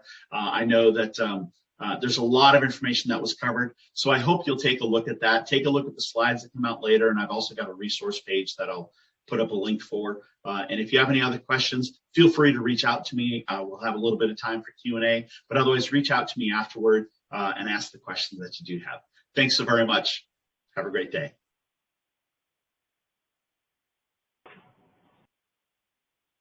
Thank you, Chad. You know, I have to say, after watching that presentation, we actually needed this about 12 months ago. I think we've all struggled with a lot of the issues that you addressed in your presentation. So we do have some questions. So if we could get you to come back onto the stage. Good morning. How are you? Good morning. How are you? Excellent. Excellent. So, yeah, I guess how many hours do we have? There's a lot of information we can start up in there. Well, fact of the matter is, I'm sure probably everybody that's watching the conference this morning, and I have to say your presentation was awesome. It answered so many questions that we've had throughout the last year, really. I mean, and it has been so difficult at times to find answers because a lot of times, if you Google it, you're going to end up with conflicting information. And, you know, as individuals in business, we've tried to keep up on a lot of the regulations, but even trying to keep up with CDC guidelines seems like every day it's something different. And the hard thing with that has always been the fact that it's never happened before, and we were making stuff up. We were answering questions for the first time that they were ever asked all throughout the pandemic, and we're still doing that because the rules are still changing. Now we've got incentives for vaccines, and how do we implement those, and what are the things we can do and can't do? So it's still an ongoing thing. Absolutely. And speaking of that, one of the questions that we had for you today is we're looking a lot more people are getting vaccines, but there's still resistance in some areas. And of course, people know that the vaccines are approved under emergency use, but not approved, officially approved. And again, there's a lot of information going back and forth. If any of the businesses that are watching today, some of them may be offering incentives for their staff to get those vaccinations. Are there any barriers or pitfalls they should watch out for if they're going to offer incentives to the staff for receiving vaccinations? So one of the things that employers have been looking for, and a number of letters have been written to the EEOC, has been asking for guidance on incentives for vaccines, because there are a couple things that come into play. One are restrictions on incentives for wellness programs. And is a vaccine part of a wellness program, or is it part of a health and safety program? Right now, a flu vaccine would be part of a wellness program, not necessarily health and safety. But because this is dealing with, because it's a declared pandemic and it's a worldwide emergency, there are different factors that come into play. So one is the EEOC announced last week that they are putting out guidance. I checked this morning, still haven't received guidance from the EEOC on incentives, but we're looking at figuring out what you can do. So here's the general guidance. If you do offer incentives, I think that's perfectly fine, because there's nothing in the law that says you can't do that. So there's nothing that says you can. So we'll go with the fact that the White House has even said in a briefing, we want employers to incentivize with either days off or additional compensation to get vaccines. So we're going by what the administration has said. Now, the amount. Well, most times I've seen anywhere from $50 to $100, $150, up as high as $500 to go get a vaccine. One thing you don't want to do is offer an incentive so high that employees feel coerced into getting it, because they could say, they say, how could I even turn that down? Instead, make it an incentive. Maybe it's a day off that they get for the incentive. Maybe it's a little bit of that compensation. Maybe it's movie tickets. Now, to follow up on that question, as we're talking about incentives and benefits to employees, if a company is going to provide the emergency paid sick leave voluntarily, any of the companies that are outside of the required status, do they have to provide it to all employees, or a difference of employees, part-time, full-time, contractors? How does that work? It's best to give it to all employees. Right now it's voluntary, and you should treat all employees the same way. So if they qualify, they get it. It's not pick and choose. Same thing goes with the incentive for vaccines. The EEOC put out the fact that we want to make sure that we're not discriminating against some folks. So if there's a reasonable accommodation that has to be made for someone with a disability under the ADA or under Title VII, which covers religious discrimination, we can't discriminate against forcing someone to get a vaccine if their religion says they can't do that. Well, then you look at incentives. What else can we have them do in order to be able to earn the incentive so we're not discriminating against them? The Red Cross puts out a 1-hour free webinar that says, how are you safe amidst the pandemic? And you could have those employees do that in order to be able to earn that compensation. So whether it is the emergency paid sick leave, expanded family medical leave, incentives for vaccines, make sure that you're looking at how are you going to treat all employees, including those who can't or won't, because of a bona fide reason, not get the vaccine. And just real quick before we wrap up, because again, lots of information out there and a lot of questions, and we could go on for hours, but we just simply don't have the time today. But what record keeping do businesses really need to focus on in order to have protections under the Florida COVID liability laws? So because things have changed so much from last March, a year ago, over a year ago, to now, what were you doing at the time and what was the guidance provided? In other words, we were following what the CDC said all along. So we were doing all the recommended steps, whether it was the CDC or the Florida Department of Health or a local Department of Health. We were following their guidance. And as long as you could show that we made a good faith effort to protect our employees, our customers, everyone else, we did those steps because here's the guidance that was given at the time. We followed that guidance. What you want to do is just show that we were doing everything reasonably possible and following what the government and health officials were telling us what to do. Keep a log of what you did, when you did it, and that will help you. Perfect. Thank you so much. We're going to have to move on with the meeting. If we have any other questions come in, we are certainly going to get with you on those because we know that these are all topics that are relevant to all of us watching today, and we definitely want to address. So again, thank you for taking the time out of your schedule to share that knowledge with us. It's something that we can all benefit from. Not a problem. Thank you, Dale. Thanks, Chad. Have a great day. You too. And just as a quick reminder to everybody, if you are an HR certified professional and you want to receive credits for today's conference, you can do so by clicking down in the resources window. There is a link where you can email us and we will get those certificates out to you. And again, this conference is available for 4 recertification credits. So thanks again to Chad. We appreciate you being with us today. And I am pleased to welcome back to our stage the CEO, Rusty Skinner, with CareerSource Citrus Levy Marion, who will now be presenting our Bridging the Gap Award presentation.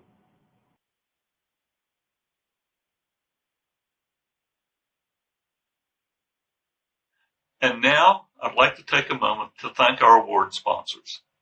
Marion County Public School, whose mission is to serve the employees and students of the Marion County School Board with a safe working and learning environment. North Central Florida Media, comprised of WIN FM and 93.7 K Country. North Central Florida Media provides compelling consumer-driven platforms to entertain and inform listeners in our community. North Central Florida Media Group leverages all of their assets to deliver substantial results.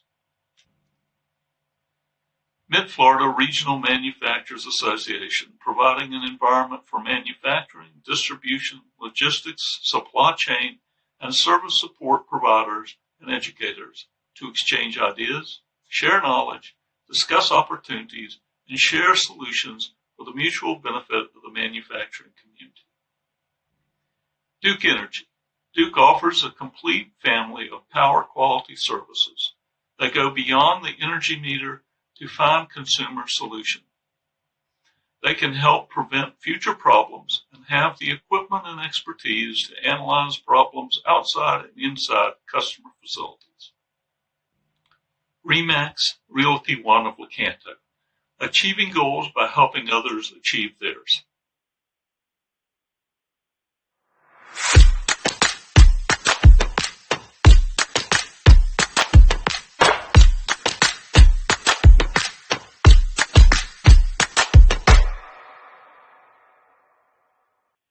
In 2019, the CareerSource Citrus Levy Marion Board of Directors established the Bridging the Gap Award to recognize partnerships between area businesses and our educational partners that expand and improve career educational programs needed by those regional businesses. This year, we are recognizing 2 area organizations for their roles in strengthening career education. Both organizations have a strong commitment to supporting the talent supply needs of businesses through fostering collaboration and communication between business and education. First, we honor Duke Energy and the Duke Energy Foundation for supporting projects that improve career awareness for students, parents, and businesses by highlighting career programs offered by the school boards of Citrus, Levy, and Marion counties and the College of Central Florida. As part of its K to Career Education and Workforce Development initiatives, Duke provided CareerSource CLM with 2 grants to produce 36 videos that help power awareness of public school, career, and technical education programs. Additionally, they support key CTE programs offered by the College of Central Florida. To highlight the depth of their support for career programs, here's a partial list of initiatives. In Citrus County, 5th and 8th grade engineering and energy learning experience and success camp. First Library, books for pre-K and kindergarten students for in-school read-in days. Student internet connectivity. And the Foundation for Success Classroom mini grants in energy, engineering, and environment. For Levy County, they support science teacher professional development. In Levy County, they support science teacher professional development, classroom science grants, reading and retaining summer initiative for first grade students, scholarships for seniors pursuing science or engineering related degrees and virtual learning. In Marion County, they support the Ocala Youth Energy Academy in conjunction with other regional utilities. At Denellen High School, they support the Power Generation Academy, and they support STEM labs in 9 Title I elementary schools. Additionally, they support the Silver Springs Science Lab and the Digital Media Technology Summer Program at the College of Central Florida. It's a pleasure today to honor Duke Foundation for their role in supporting career and technical education to our 3-county area. Here today is Dorothy Cornu to accept the award on behalf of Duke. Dorothy. Thank you very much, Rusty. Thank you for honoring Duke Energy. It is our pleasure to support CareerSource, its partners, and other organizations in Citrus, Levy, and Marion counties. Our education efforts start at the K through 12 level, with collaborations with our education foundations and our school districts, focused on programs in energy, engineering, environment, and literacy. Then, from there, we work with technical schools, technical colleges, state colleges, and other community organizations to provide and create energy pathway programs that provide work-ready talent with high-demand roles, all with an emphasis on diversity and economic mobility. Duke Energy is committed to ensuring our organization has a workforce development strategy that enables the company to build a skilled, qualified, and very talented, diverse pipeline. We couldn't have accomplished these goals without CareerSource CLM, without our school boards and foundations in Citrus, Levy, and Marion counties, as well as our local state, College of Central Florida, and so many others. On behalf of Duke Energy, I thank you again for this recognition. CareerSource is also honoring the Ocala Metro Chamber and Economic Partnership, known as the CEP. Developing strong programs to establish a talented and trained workforce requires a vibrant and expanded economic and business base. Over the past few years, the CEP has been active in both education and creating career opportunities that reward our area students and job seekers. Most recently, we have seen major business relocations expanding the business base in Marion County. These include Amazon, AutoZone, Chewy, Dollar Tree, and FedEx. Because of these efforts in expanding our employment base, the Ocala MSA led the state in over-the-year job growth in December, as reported by the Department of Economic Opportunity. The Ocala MSA was one of only 3 in the state to show job growth. They have collaborated with CareerSource, CF, MTC, and Marion County Public Schools for the Youth Career Expo. The Expo introduces middle and high school students to the various career opportunities available to them. Other collaborations to support career education include Next Working events for students to connect with local business leaders, Station to Schools program to connect healthcare students to local health professionals. Volunteers visited middle school campuses to teach students CPR and started the conversation for their future careers in healthcare in Marion County. They serve as a member of the Soft Skills Committee.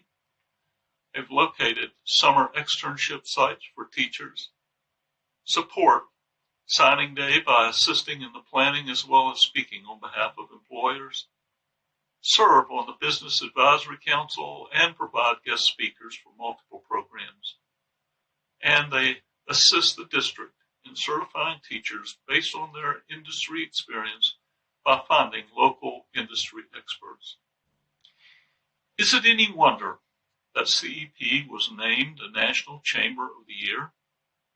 In earning that award, the CEP was recognized for its, quote, creative partnerships to represent the business community, local government, schools, the college, healthcare, and the equine community.